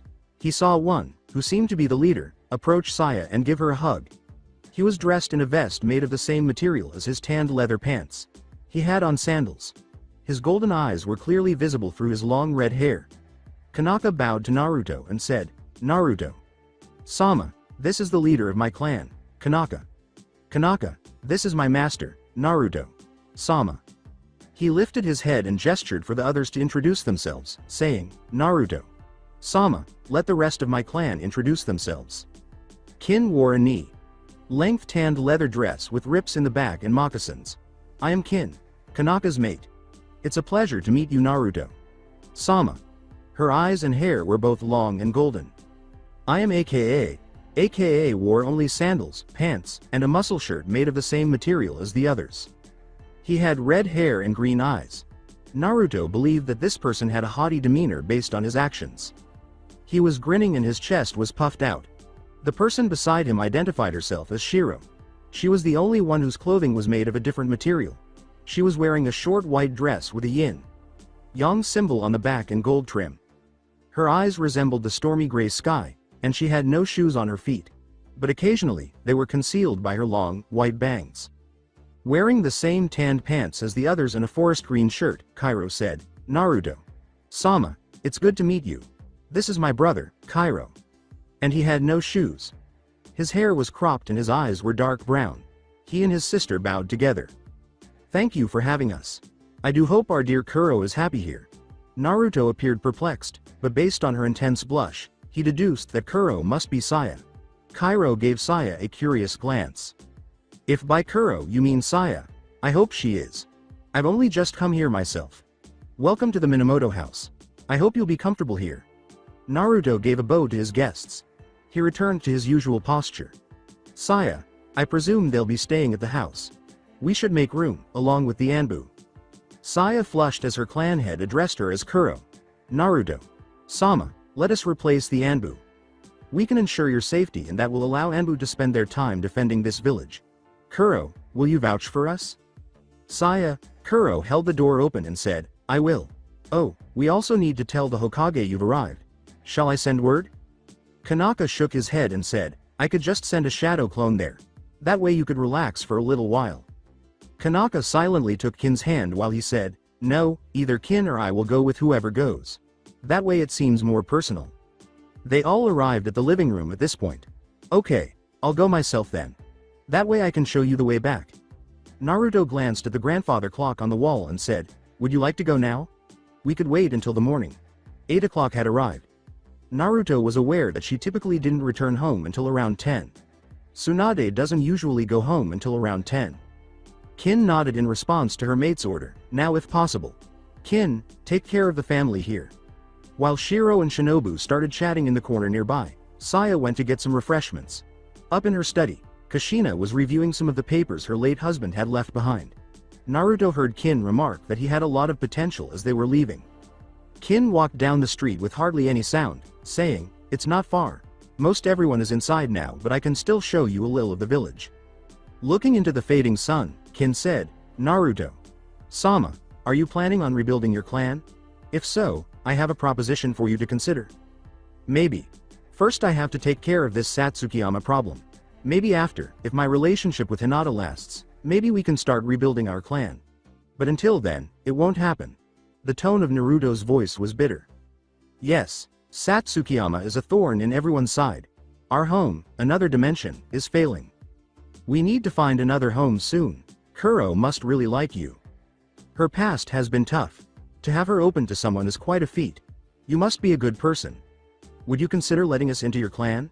We would be willing to settle as a branch family. Naruto was thinking quietly. A branch family was the last thing he desired in his family. Soon, it would resemble the Hyuga family, in which the branch family's sole purpose was to serve and safeguard the main family. As if they had little or no value. If that happens, it won't be a branch family. If it was that way, it wouldn't be long until it was a corrupt family. It'd be as equals. They got to the Hokage tower. The Anbu squad manning the gate saluted and allowed the two to pass, saying, we're here. The Hokage was informed by a call that Naruto and a visitor had arrived. Unopposed, the two approached her office. Before they could knock, the door opened as they got closer, revealing Shizune's face. At her desk, Tsunade sat expectantly. As Naruto introduced him, Kanaka bowed and said, Tsunade. Sama, this is Kanaka, leader of the Bear clan. Since Tsunade was unable to bow while seated, she bowed her head in return.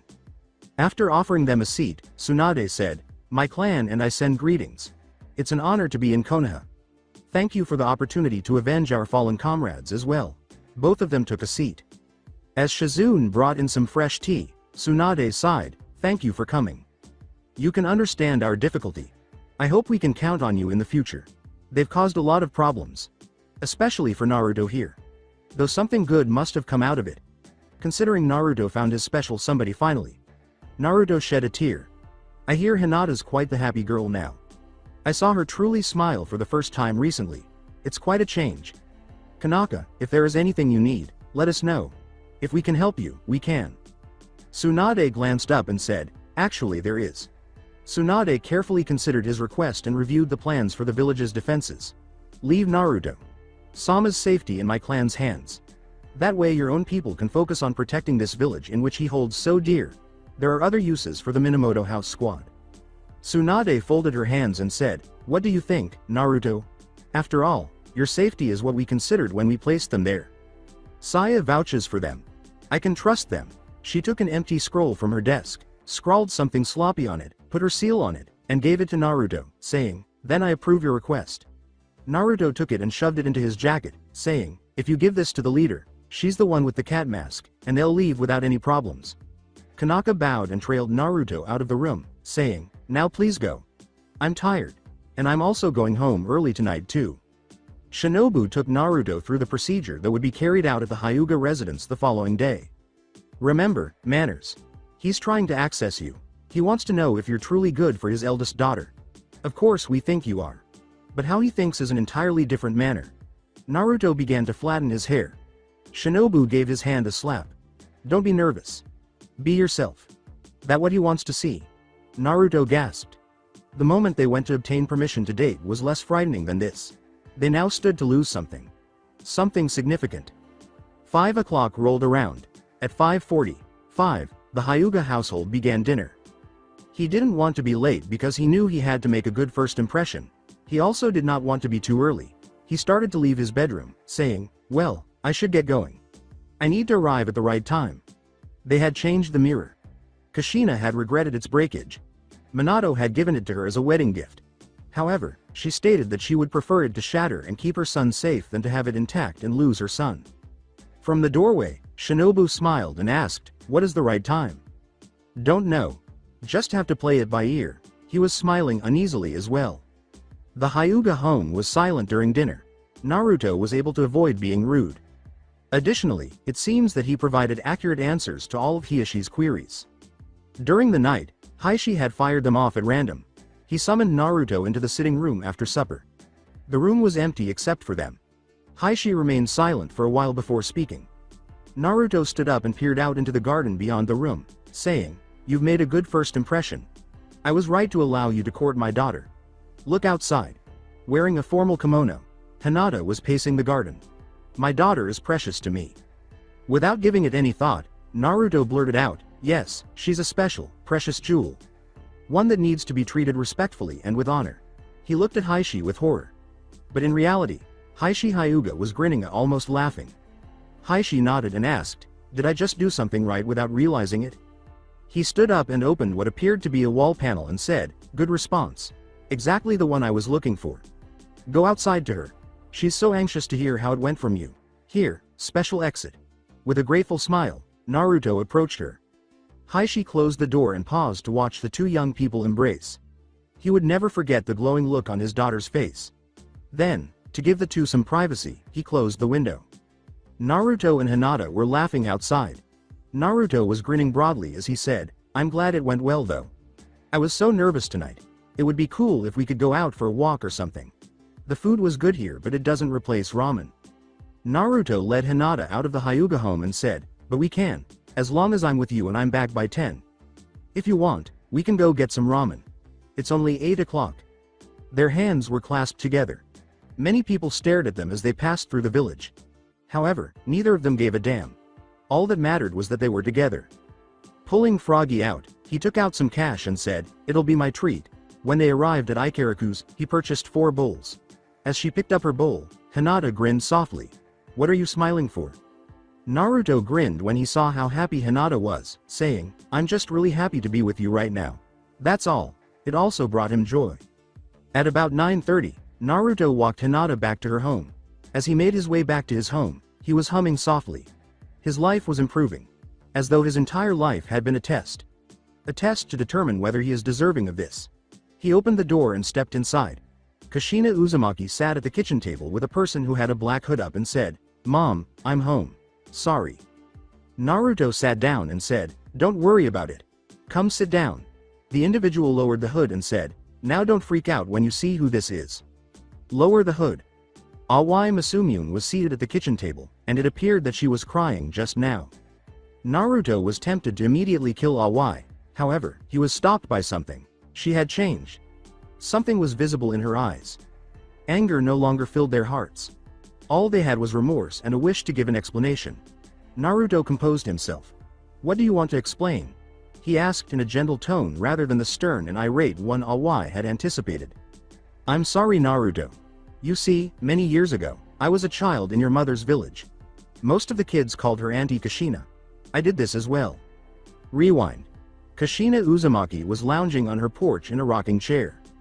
She had a huge belly. The doctor informed her that she was expecting twins while she was pregnant. They had an imminent deadline. Even though she was worn out and exhausted, she knew that the village children would not allow her to relax. She did indeed hear running feet approaching her. Awai said, "Auntie Kushina." She was. Her eyes could hardly contain the excitement she felt, and her red hair had just been chopped short. "I've told the others to let you rest, but I just had to do what I usually do." Kushina led the youngster up the stairs. Kushina raised the top of her maternity top and led the child's hand to where she believed the kids were, saying, "Come on up." As the hand was put down, one of them kicked like a shark, saying, "See, they're fighting already." They appeared to be fighting in the womb based on the way they were moving. As she felt the babies move, Awai smiled and said, "So who will be the godparents? It'd be so cool if I could be the godmother, but I know that probably won't happen." Awai's eyes brightened as she said, "I don't see why not. My family is small. I'd be honored to have you be the godmother of my children." Kushina chuckled and said, "Really? Can I help name them then? Please?" "One of them is definitely a boy.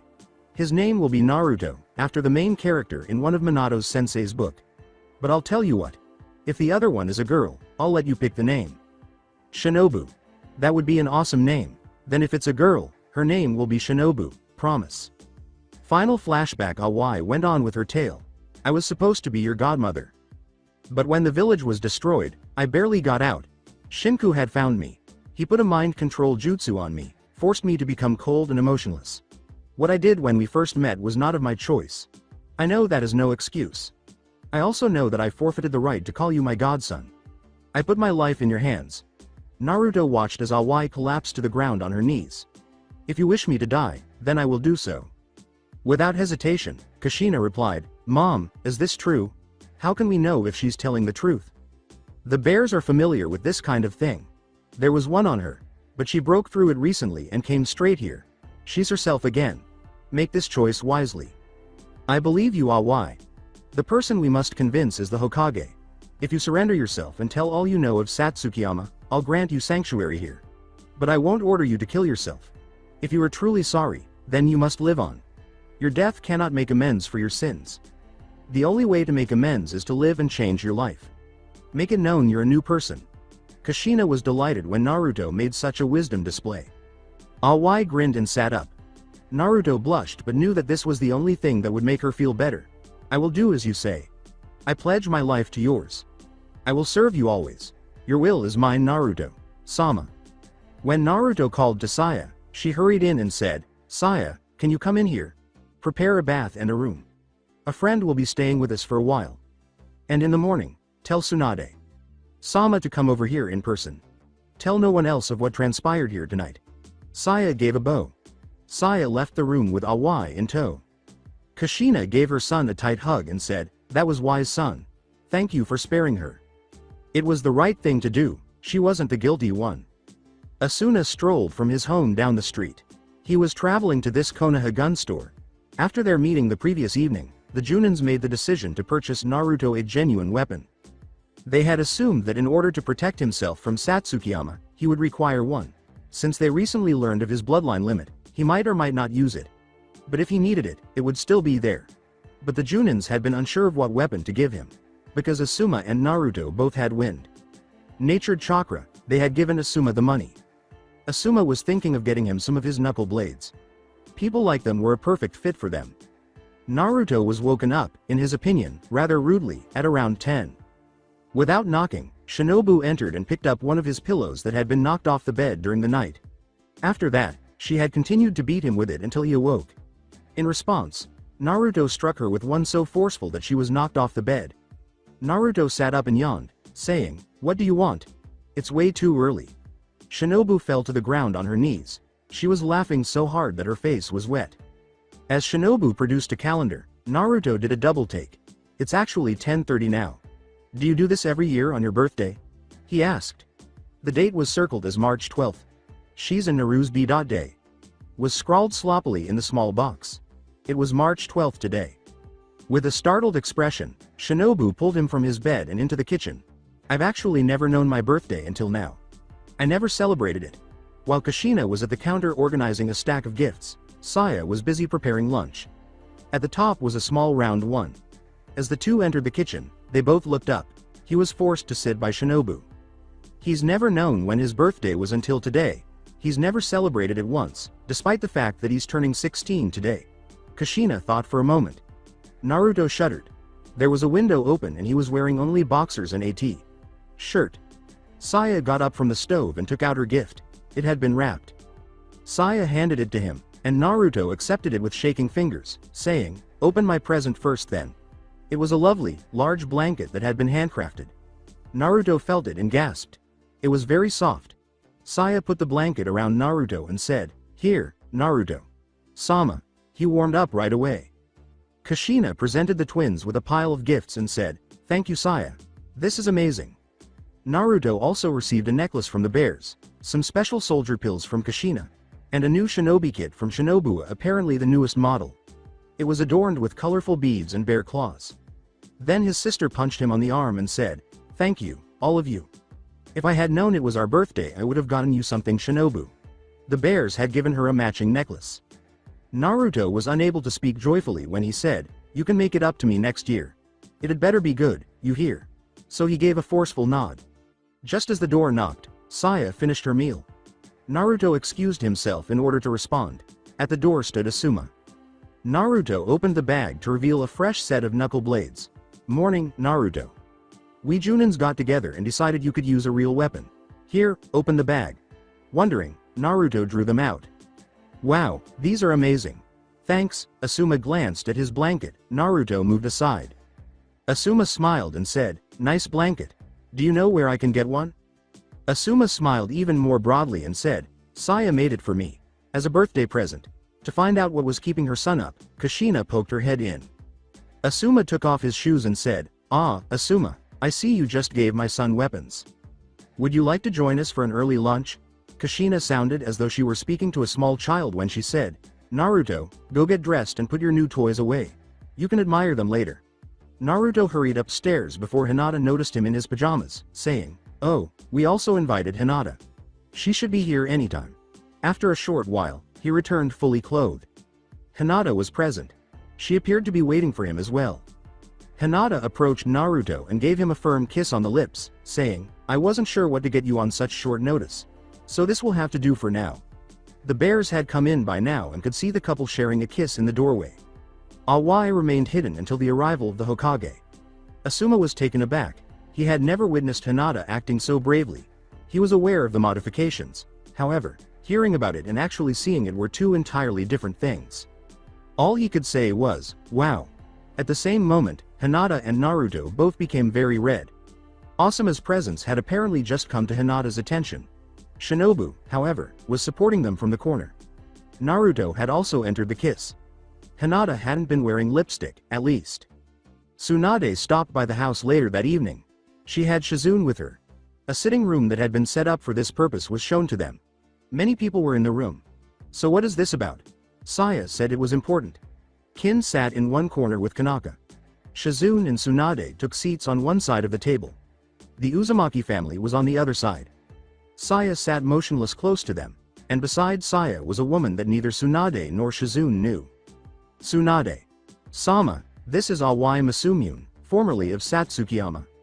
She surrendered herself to us and is willing to tell all she knows of Satsukiyama. Both to confirm the information Horyu gave and to give more. She was more deeply involved in certain areas than Horyu was. But in exchange, she'd like sanctuary. Shinku was controlling her and she broke through it recently." Tsunade glanced at Awai. Her eyes were down. She was wearing some of Kushina's old clothes instead of her usual attire. Additionally, no weapons were visible. Kushina started speaking once more. She fears Shinku's retribution. Tsunade didn't say anything. "I know this must be Genian since it's coming from you guys. I'll see what I can do, but for now, here is what we will do. Awai, don't leave this house. While you're here, you're safe. Tomorrow I will send Jiraiya and Kakashi over here to question you. Cooperate with them. In the meantime, Shinobu's report has not been distributed yet to the council. Soon I'll come up with another identity for you. The story I will use will be simple. You are a former shinobi who came to this household to work since Naruto was willing to accept you. Pretty soon you'll be trying to become a Konoha shinobi. You'll have to change your looks as well though. I trust Kushina will be able to handle that. Also, Horyu did reveal something during her interrogation. Shinku is planning on sneaking into the village to get Naruto back. Horyu will be hidden. If he finds out you're here, Awai, he'll want you back too. A plan is being made as we speak. Satsukiyama won't get any of you. When Awai said, tuck in your elbows as you throw your punch, Naruto followed her instructions and positioned himself to attack. Saya had drugged his tea earlier, waking him up so they could take him to a secure hiding spot. Awai had stated that tonight would be the raid to retrieve him. Thus, it appeared that Horyu, Naruto, and Awai had disappeared. Naruto had taken Awai to his safe haven. Both Kushina and Shinobu had changed into him and were in the village. In the village, 2 Narutos would be running around. Many of the forces were believed to be heading there. They evacuated and concealed the villagers. Members of the Anbu had stepped in to make the enemy believe they had no idea. Having observed Naruto's numerous shortcomings in his fighting style, Awai was teaching him how to fight more effectively because they had a lot of free time. Since Jigoku was likely to outsmart everyone and still find them, she was also telling him about his fighting style. We'll take him together, but you'll still need to hold your own. Watch your legs. Awai tripped Naruto, causing him to fall flat on his face. Remember, he's not only an expert with a bow but a good martial artist. Naruto stood back up, smiling, and said, much improvement though. Already you stand a higher chance of surviving. Just remember this training. They took a break and sat on the floor in the room's corner. Oh, I will. Even though this is not my way of the ninja, it's at least beneficial.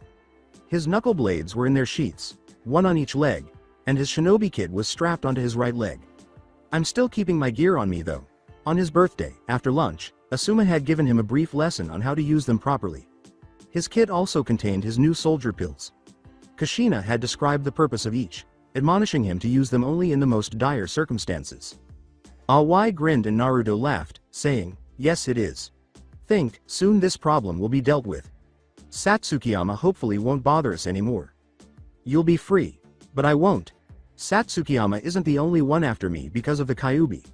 Another organization, Akatsuki, is also after me, for the same reason. The voice of Jigoku suddenly came. Come quietly would you? This is the most trouble we have had with a Jinchuriki. Considering Akatsuki already has 7 out of the 9-tailed beasts, we need to get a move on. Right. Awai? Or is it true you've woken up, as Shinku put it?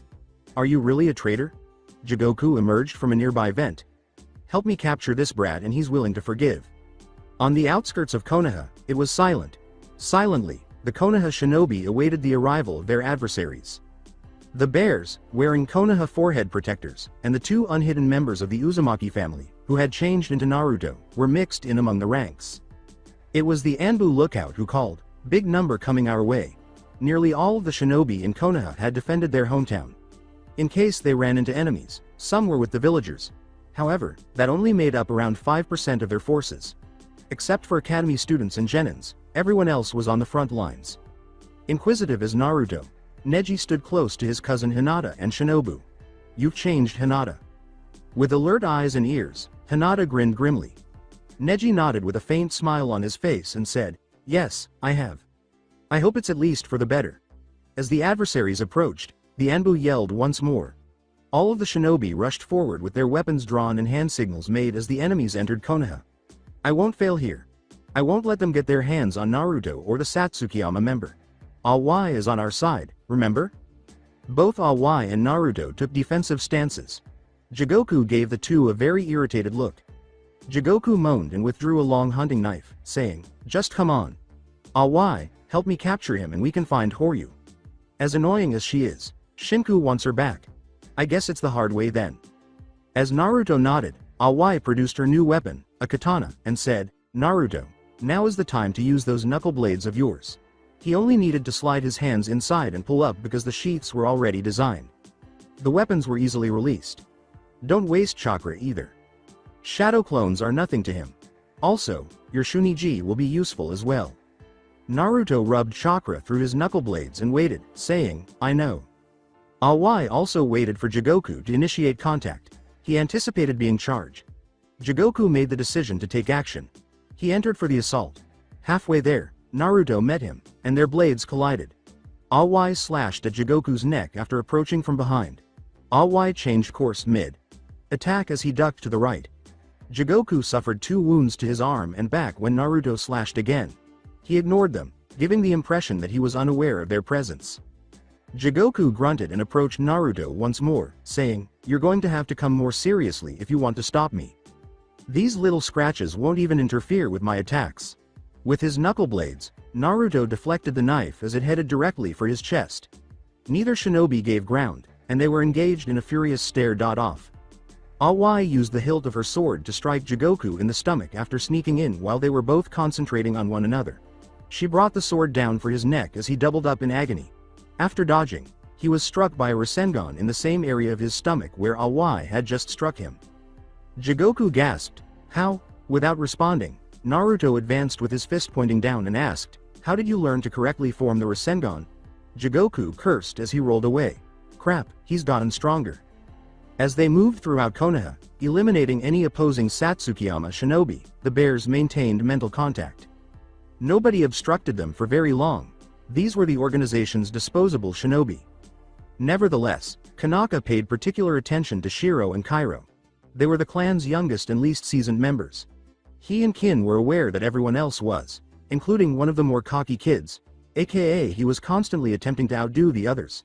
However, they were very important to aka and the others. They might not have been blood relatives.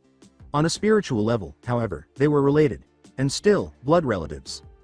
Kairo and Shiro's minds were filled with panic, which Kanaka and Kin, who always fought together, sensed. AKA received a mental command from Kanaka. "Go help Shiro and Kairo, aka." Half human, half bear, Kanaka heard aka confirm as he mentally located the two struggling and swung viciously at the enemy. "Don't hold back, everyone. Go ahead and change if necessary. Just make sure you can see the Konoha symbol." Screams rang out throughout Konoha as the bear clan changed into their actual selves. They roared as they went berserk, eliminating the shinobi who dared to stay as well as those who attempted to escape. Kanaka walked around the village, seeing his clan in passing. The mother of the Golden Pack, Kin. The protective red, aka. The ferocious black, Saya. Shiro, the silent white man with strength. Kairo is a brown who is neutral but strong. And Kanaka himself, the leader of the red and gold pack. In reality, Shiro and Kairo were born siblings. Additionally, Kairo and Shiro's fighting styles complemented each other's, just as Kin and he always fought together. While one attacked with ferocity and forced the enemy to concentrate on them, the other would strike with equal strength and without hesitation. As the two ran past in bear form, he heard them conversing. What they were using were not words. It was growling and making other bear noises when it was in bear form. They were only understandable to other bears. Shiro merely nodded in response to her brother's question, "Are you okay, Shiro?" Talking in combat had never been Shiro's style. Good. In fact, Shiro spoke during the conflict. "You're too overprotective over me, just because you were born first." Kairo chuckled. "I would be even if I was born second. It's because of me being your brother, not because of the birth order," Shiro barked. After saying, "Pay attention to the fight, not me, Baka brother," Kairo simply laughed more and defeated one of their more courageous adversaries. "Watch out." Kairo could not stop that one shinobi from leaping onto his sister's back from the roof. Despite her roar, Shiro was unable to remove the person from her back. Kairo was also unable to take action without endangering his sister. Kuro jumped into the air and used her back paws to kick the shinobi in the face as she sailed past, solving the issue as the shinobi produced a knife. Something like, "Don't mess with my family," was roared by Kuro in bear to bear. They conveyed the message even though only the other bears could understand them. The enemies turned and attempted to run, but Kanaka himself, his face twisted with anger, cut them down. Kanaka ripped through the enemy ranks, showing no mercy and sparing no one. "No one else is going to take away any of my remaining family," she cried. As she attacked, Kin was right there with them, her maternal love transformed into anger and strength. Fighting to conceal his panic, Jigoku collapsed back into the corner. He had received out of date information from Shinku. He produced a second knife and vowed to give his leader some thought later. He returned to the battle, forcing Naruto and Awai to retreat. Jigoku slashed wildly, running chakra through his blades. Awai yelled, "Jump!" and one of the two Konoha shinobi flipped back out of his line of sight. As they landed, the two skidded back a few feet. Jigoku made some hand gestures and put the knives in his mouth. He caught the knives in his hands after spitting them out. As his opponent materialized in front of him, Naruto nodded and hardly defended himself, saying, "Be on guard." He's using taijutsu and an incredible amount of chakra to increase his speed. He sensed the Kyuubi stirring inside of him. He resisted it, not allowing it to rule him. I will not depend on you, Naruto affirmed, his teeth clenched. For pride and fear of his host's death, the Kyuubi fought back, wanting to be seen. No, I am not you. Get back in your cage and stay. When the Kyuubi was pushed back, he felt a surge of power and remained motionless, not attempting to escape. One day, you'll regret this. Naruto blocked the Kyuubi's destructive power and influence from his thoughts. Hinata would never have to call him again, he vowed. He vowed that Jiraiya would never have to stop him again with that paper seal. Since he had not been given a middle name at birth, he had chosen to adopt his father's name. I am not the Kyuubi. I am Naruto Minato Uzumaki. Jigoku attempted to intervene, but Naruto outwitted him. You would still take that man's name? It's because of that man that is your life as it right now. Naruto literally threw his opponent across the room after staring him in the eyes. What the heck? You aren't supposed to be good at chakra manipulation or taijutsu. How is this speed possible? I saw no hand signs. You're right. My life is because of my father, my strength, my stamina. My current abilities are also because of him. My father was a hero until the end, and even though he is now dead, he is still a hero. I am proud of that man. That man who is my father. My father is a hero. Naruto's voice was full of rage and pride. Even though Jigoku had just been flung against a wall, he didn't miss this. And it's thanks to the bloodline limit I got from him that I have good chakra control and am now proficient in taijutsu. Ignoring the pain radiating throughout his body, Jigoku stood up. Jigoku poured more chakra into his feet and launched a final charge directly at his heart, saying, "Then allow me to enlighten you." They both fell to the ground. When he struck the ground, Jigoku lost one of his knives, and Naruto lost his knuckle blades. The other one, however, was now directly aimed at his heart. He was still alive only because one hand was keeping the knife from piercing flesh. The hand that held the knife and the one that was keeping it from getting closer were both shaking as it approached his heart gradually.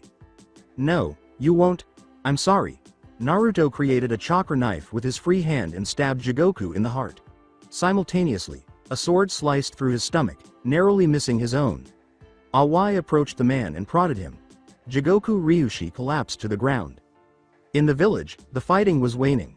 The remaining enemy forces were massing their surrenders. Kakashi strolled around assessing the village's damage. It wasn't much, just the bare minimum. They had also lost a few individuals. He was searching for Hinata at the moment. He intended to go and release Awai and Naruto. He wanted Hinata to accompany him to make sure he was okay because he knew she would be concerned. Hinata shrieked, "Kakashi! Sensei!" toward Kakashi. The white-haired Junin and Hinata fell into step. Perfect timing. I'm going to let Naruto and Awai out. Would you like to come? I've heard the rumors that you and Naruto serious now. Thank you. I've not held back for Naruto's sake. I just hope he's okay and not angry at us. Naruto's fine. He's in the basement of the Hokage tower. The only entrance is covered in special seals and the ventilation shaft is too small. It'd be almost impossible for even someone as small as Ino to make it through there. Anyone would have to have very good dexterity to get through there. And even then it'd be hard. Hinata let out a sigh of relief. After they entered the Hokage tower, Kakashi entered an unoccupied office. He moved the desk out of the way. He spoke with 2 fingers in front of his mouth. Kai. Kakashi opened the trapdoor and the genjutsu that was concealing the basement entrance disappeared. Hinata hurried up the ladder and waited for Kakashi to come down, saying, "Ladies first." He lit a torch after he was down and proceeded down the corridor. At a door, he paused and let out another genjutsu. He pulled the door open. With a smile, Awai wiped her blade clean with a soft cloth and said, "That was close, Awai. Be more careful next time please. You could have killed me." Naruto glanced down at his jacket and pants and said, "I had everything under control. You're gonna have to wash those clothes soon though. Blood's hard to wash out after a few days." They were splattered with blood. On the distant wall, a door materialized. Kakashi poked his head in when it opened. Hinata shoved her way in and froze, saying, "See, Hinata, told you he was fine." The corpse on the ground caught Kakashi's attention. His gaze shifted to the wounds on the corpse and Naruto's clothing. Awai and Naruto pointed to the ceiling vent and said, "That's not your blood is it? How did he get in?" Hinata rushed to Naruto's side and asked, "Naruto, are you sure you're fine?" Naruto grinned. Kakashi shook his head at his former pupil, saying, "I'm fine. Especially now. My victory over him wasn't the only one I experienced. We can rest easy for now. This was the ideal moment for a kiss, according to Make Out Paradise, anyway. Not yet, we can't. We still have to find Shinku. With a groan, Naruto stood up. Were you lying to me when you said you were unharmed? Hinata asked him, her eyes seeming to shout. Naruto made an effort to appease her. You see, he knocked me to the ground with a lot of force when he came at me. What did you say about Shinku, Kakashi? He's in Konoha somewhere. You can assist with looking if you feel up to it, however, you might want to change first. Naruto glanced down at his attire once more, speculating about the medical ninja's reactions, particularly Tsunade's. It could be a smart idea. Even though all of my clothes are at home, Kakashi gestured for them to exit the room, saying, I'll head over there right away and change so I don't draw undue attention. I'll call forth numerous shadow clones to expedite the search once I'm finished, Kakashi said, nodding. Naruto left the room after Hinata, saying, you can get there faster that way escorted by a Junin. I'll walk you to your house and join the search after that.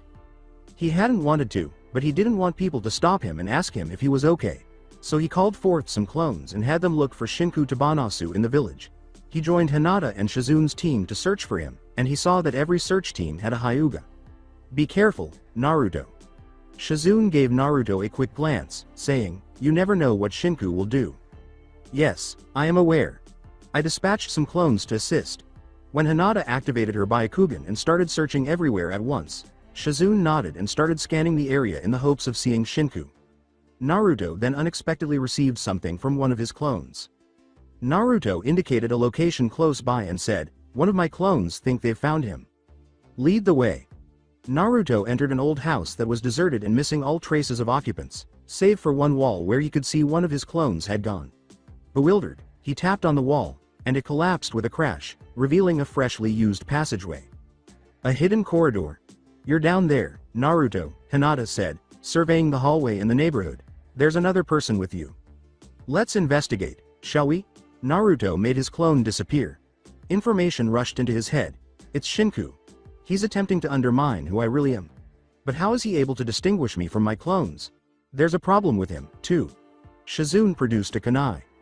All right, Naruto, you remain here. I'll deal with him with Hinata. What is the matter with him? Do you know? Shizun fixed Naruto with her gaze. Not at all. I'll accompany you. Being hidden away and drugged for this fight is bad enough. Shizun had to give in because she knew he would remain silent otherwise. Now it's my turn to get some action. He's disoriented. He's not in his right mind, somehow. As though his mind had broken. He is behaving like a kid. All right, hurry up. Be careful, Naruto. Shizun stopped Naruto from entering the passageway, saying, but first you have to promise me you'll be careful. Until you do that, I won't let you pass. You get it? I swear, I swear. Will you please let me pass already? Naruto pushed his way past Shizun and stomped down the passageway. Shizun looked on with concern. Naruto noticed they weren't following and turned around. You two coming or what? Shizun and Hinata began walking down the hallway, both observing that he had suddenly become irritable. Don't tell me you would let me face him alone. What's wrong with him? Shizun rushed after Naruto, saying, Shinku's not the only one acting like a child. Shizun was quite perplexed by his actions, as she had never witnessed Naruto in such a positive state before. He's not used to everyone worrying about him like this, Hinata explained, resolving her confusion. It makes him tense. This bothers him. Not at all. Which makes sense given how drastically his life has changed in the last few years. He has never experienced familial love before. Up until now, he has always been alone and completely self-sufficient. He hasn't had anyone to support him during those difficult adolescent years. Shizun was amazed by Hinata's comprehension of Naruto and was pleased with the young Hyuga's development as a person and a shinobi. Naruto was also undergoing similar changes, though his were a little more severe than those of his girlfriend. Shizun whispered, Naruto has a good person to help him through the changes he's undergoing at the moment. Hinata flushed, so preoccupied that she missed Naruto's abrupt warning of a drop, and if he hadn't been there to catch her, she would have fallen and almost hit the ground. He put her down gently, his bright blue eyes flickering with confusion, and gestured for Shizun to jump as well. If you want, I can catch you. Come on. Naruto ran ahead of the group, and Shizun jumped the 10-foot drop and landed on her own 2 feet. Or you could do that. Wait, Naruto. However, Naruto had already left, and Shizun and Hinata were chasing after him. He had fled through a door up ahead, and whatever room it was, choking noises were coming from it. When the two entered, they saw Shinku holding Naruto up by the throat a few feet off the ground, and he was turning blue, nearly the same color as Shinku's hair. No, you don't. It's just like the regular Rasengan, except a whole lot bigger. Shizune could see how this complemented his particular fighting style. Hinata charged in and hit the man with the gentle fist style, and he dropped Naruto and turned to face the young Hyuga. He had barely moved when he was hit from behind with what could only be the Odama Rasengan. She recalled Jiraiya's explanation of the technique. He is solely to blame. That Jinchuriki is the culprit of the Kyuubi no Kitsune. That is the reason why everything went wrong. It will always be a monster, a demon, whether it is in its natural state or in a human container. Something's not right. Shinku started laughing uncontrollably as he stood up, looking nearly inebriated and unsteady on his feet. Yes, the monster must leave. Shinku smiled as he approached Naruto slowly, saying, "He's nothing but a killer, and I'll be the one to do it." A murderer. A killer. Naruto's face changed from expressionless and icy to one of shock. Yes, Jigoku is dead because of him. The Jinchuriki killed themselves. What about Horyu, poor thing? I have a girl in chains and my best hunter dead because of him. He's nothing but a bastard. Naruto's eyes started to well up with tears, but he remained motionless while Shinku came over and produced a knife. Go. Naruto. Hinata knocked Naruto out of the way as Shizune enveloped Shinku in a cloud of poison. Naruto. What's wrong? Respond to me. Naruto remained silent. Hinata denigrated her boyfriend. He was crying. He stood up and moved into a corner where his face was hidden. Don't look at me. Please don't look at me. Hinata couldn't understand his actions. What he said was true. Awai and I killed Jigoku. I stabbed him through the heart as Awai stabbed him through the stomach. Hinata became aware of something. There was no response to the question. Naruto, am I the first to see you cry? Without glancing at his face, she approached him and placed her arms around his waist while resting her head on his shoulder. He didn't resist her as she turned him around and gave him a tight hug, saying, "It's okay to cry. It doesn't mean you're weak. I'm here for you. Don't worry." His whole body shook as his head touched her shoulder. "It's okay. You're not alone. And if I can help it, you never will be again." Hinata comfortingly stroked Naruto's hair and said, "I'm sorry. It's all just so sudden. It's so much to take in. I always cried in secret when I was younger. Even when the third died, I didn't cry in public. It's exactly what they wanted." Who's they? The villagers. They were scared of me and hated me for a reason I've just now come to understand. Something I had no control over. Naruto nodded and raised his head, asking, "Therefore, you want to be the next Hokage?" He had red eyes. He nodded once more. "To prove that you were worth something. You never needed to. When we were only academy students, even only genins, I admired you so much. That strength and determination you had inspired me to become a great shinobi." Tsunade was exhausted in her office. She needed to return to her office even though the battle had just ended. Most likely, Shizune would be in here at any time, denying her her sake and forcing her to complete a ton of paperwork. As expected, Shizune entered holding a pile of documents. Shizune put some files on the desk and said, "I know you're exhausted, but if you sign a couple of these, I'll let you take a break." Tsunade looked through them and eventually discovered the fates of the Satsukiyama members. These concerned Satsukiyama. The plan was to transfer Shinku to the mental institution. He was discovered to have had mental instability from the start. And he had lost it because of everything that had happened recently. Horyu was headed to the jail. She had turned down the opportunity to start over. Because her master had gone crazy, she had instead decided to go to prison. It sounded as though Horyu was giving up on life because she couldn't imagine living without him. However, Naruto had given Awai permission to join his newly established clan, and she was embracing the opportunity to start over. Naturally, Jigoku was dead. In addition, the numerous other ninja who had taken part in the assault were being punished by being sent back to their hometown. Tsunade approved the council's decisions by scrawling her signature on the documents. Tsunade knew that every shinobi had experienced something similar. How is Naruto? I heard he was pretty upset about this last fight. It was quite an emotional moment when a shinobi killed for the first time. He's really depressed at the moment. But Hinata is trying to cheer him up. Those two are actually really good for each other. Though I was surprised when Hyuga decided to let them date. True. I see those two together. It's about time he realize. I heard from Sakura how those Naruto found out about her crush on him. He pretended to be unconscious while she practiced confessing to him, her thinking he was unconscious. Tsunade chuckled. He did it once to Sakura as well, pretended to be dead to see her reaction. She punched him so hard he was almost knocked unconscious again. Hinata approached and knocked on the main house of the Namikaze clan. The door was opened by Shiro. Shiro bowed and stepped aside to let Hinata-sama in, saying, "Oh, Hinata-sama, welcome." Despite her blush, she entered. Shiro nodded and allowed her to proceed upstairs to Naruto's room without interfering. "Is Naruto still in his room?" she asked. When he heard him say she could come in, she knocked lightly and went in. "Naruto, you need to cheer up. This isn't like you. Or are you still embarrassed about crying in front of me?" Something was causing Naruto to become agitated. He attempted to smile, but it was obvious that it was strained and therefore phony. "I'm fine. No need." Hinata shoved her boyfriend onto his bed and planted a kiss on him, saying, "If you were fine, I wouldn't be here. Maybe you need something to help you loosen up." Naruto's response was lost. It's okay to show emotions. It's what makes us human, no matter what you have inside of you. Also, we are shinobi. Sometimes we have to do things we regret, things we don't approve of. So get out of this room. I'm treating you to dinner. As Naruto put on his jacket and shirt after previously only wearing pants, Hinata grinned broadly and said, "No way. If we go out to dinner, it'll be my treat. It's only right this way." Gently, he took her hand and put on his shoes, "Thanks." That night, Hinata had demanded something different than ramen. Though he secretly wished it was ramen, Naruto had consented to barbecue in order to prepare Hinata. As their food and beverages arrived, Hinata abruptly and embarrassingly asked a question. Naruto choked on his food and coughed violently, asking, "Naruto, what do you think about getting married?" When they heard someone choking, everyone turned to stare. They went back to eating after a minute. "What? We've only been dating for a little while and you're talking about marriage already. My father wants to make an alliance with your clan. As you're the head, he asked me to talk to you. Back in the day, alliances were sealed by marriages. I won't have a problem with it if you don't." Stillness. "Alliances I don't have a problem with. As it is, I'm thinking about allowing the Bear Clan to join since their home is now uninhabitable. But you aren't a price to be won.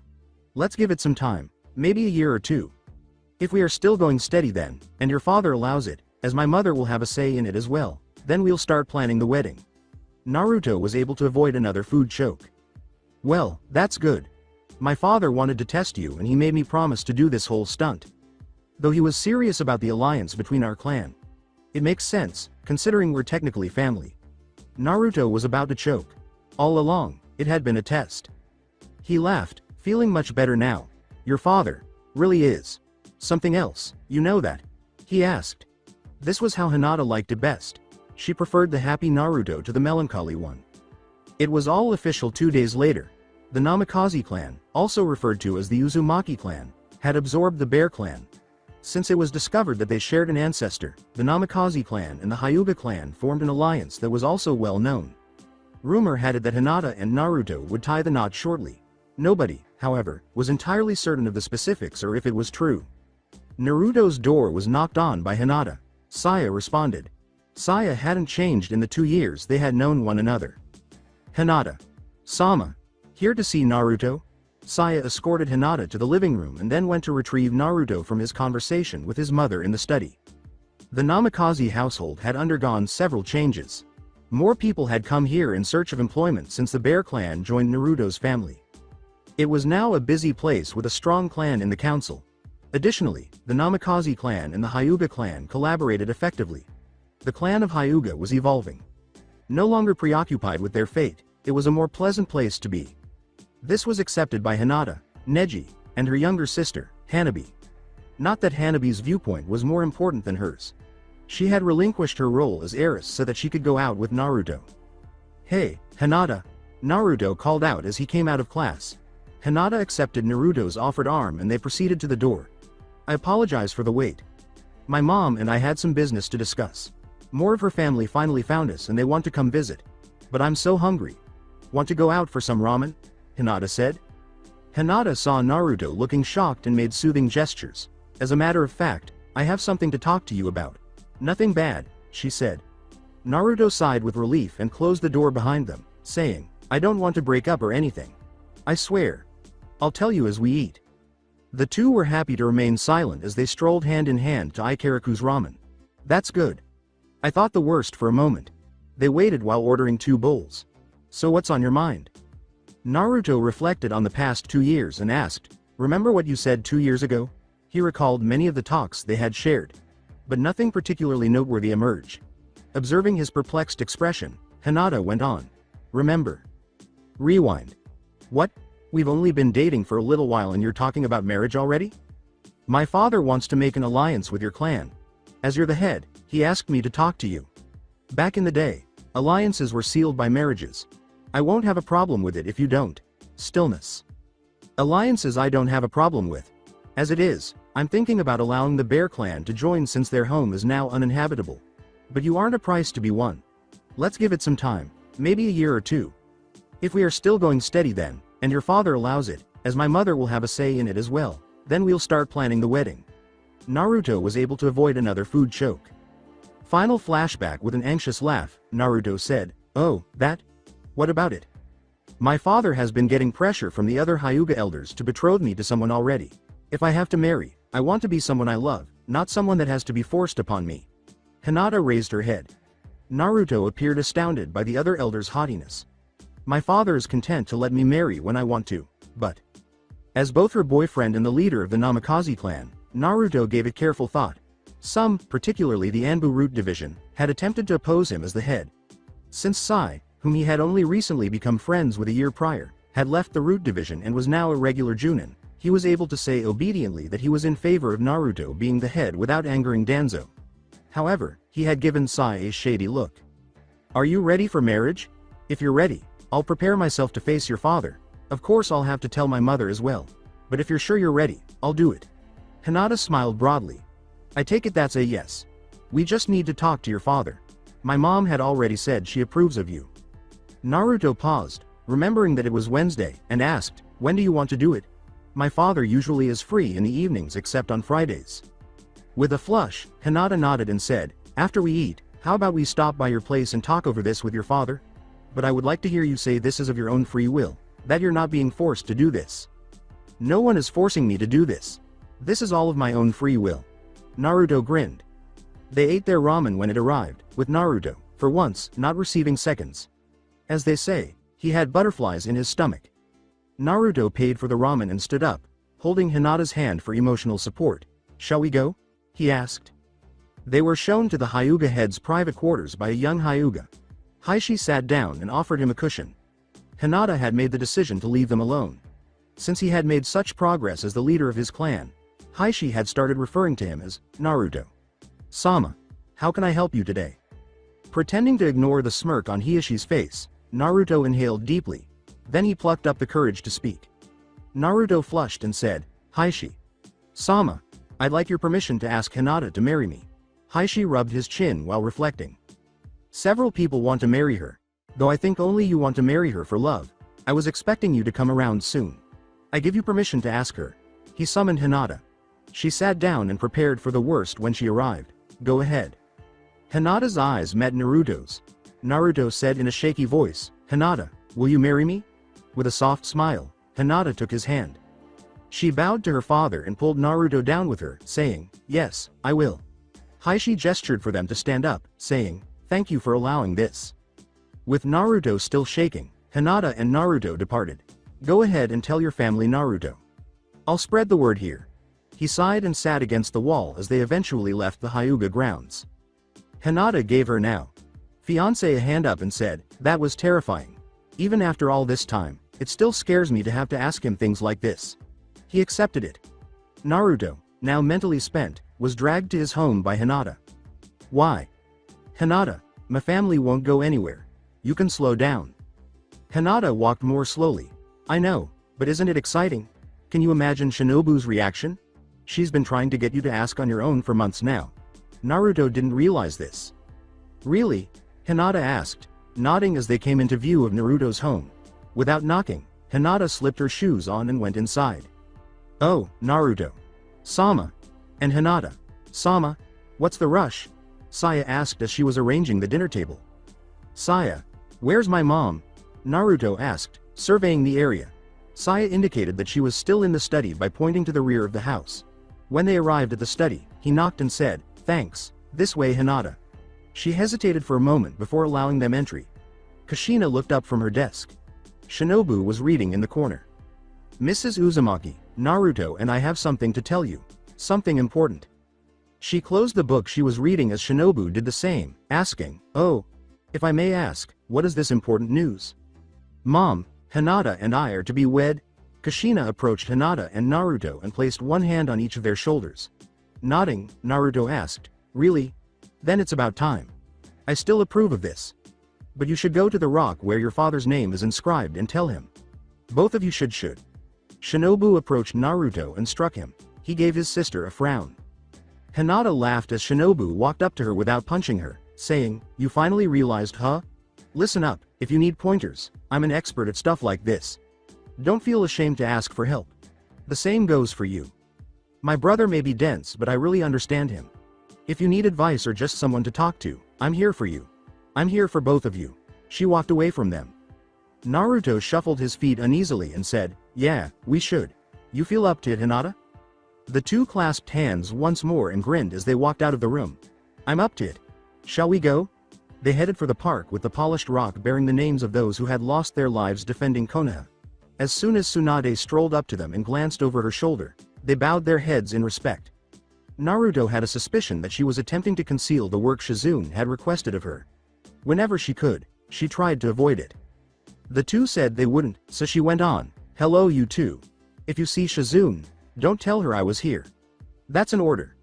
The sky was overcast and appeared to be on the verge of a storm. "So what are you two lovebirds doing here? Surely it's not for the view." Tsunade gestured hazily up at the sky. Naruto bowed once more and pointed to the rock, saying, "We just came here to tell my father something important." Hinata adopted the same pose as him. They got back up to see Tsunade grinning broadly as the couple said, "Father, I just came to tell you that Hinata and I are engaged. We're to be wed soon." She stood between them and gave them both a back pat. "I'm glad for you too. You'd better treat her well, Naruto. Or else you'll be hearing from me, not to mention her family and yours. How long has it been now?" With a shy smile, Hinata said, "Just since this afternoon. Both of our families have agreed to it." The happy, smiling Hinata had become a familiar sight to everyone in Konoha. Additionally, Naruto appeared happier, and the two were frequently spotted together going out to eat, strolling together, and, more recently, training together. Slowly, the two were starting to resemble Shiro and Kairo, members of the Bear Clan, as well as Kin and Kanaka. Their fighting styles complemented one another when they were fighting together, giving the impression that they were fighting as one body, not two. In the heat of battle, the two could read each other's minds perfectly and plan their next move without the need for words or overt cues. They were familiar with all of the other's warning signs.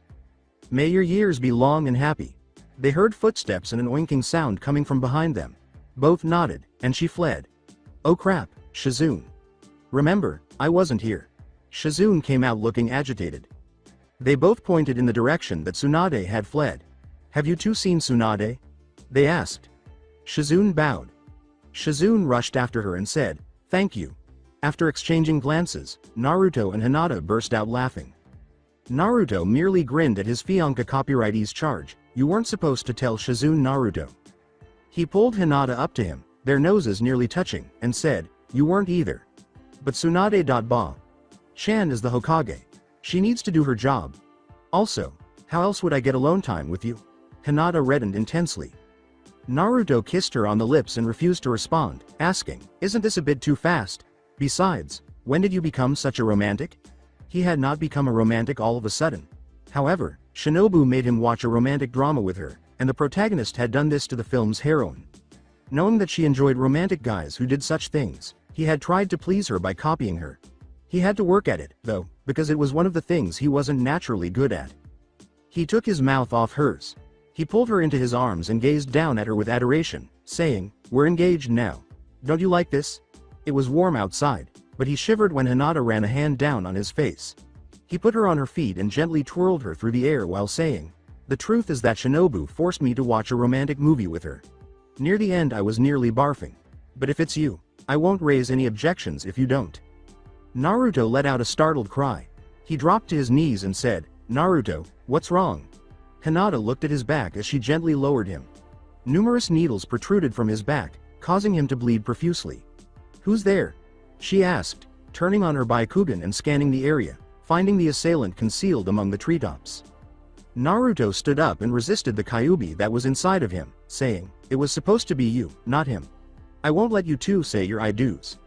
His reliance on the sealed demon had diminished. This indicated that Kitsune was not pleased, and it made multiple attempts to emerge and take control when he was attacked, just as it had done previously. However, he had stopped allowing it to happen. When Hinata noticed the assailant abruptly freeze where they were sitting, she asked, "Why Hinata? Why not me? Take it out on me if you have a problem with me, but I won't let you hurt my fiancé." The room was silent. Hinata helped Naruto straighten up and said, "The attacker left. We need to get you to the hospital." Naruto didn't fight her as she assisted him in walking, saying, "You need medical attention. Please don't fight me on this."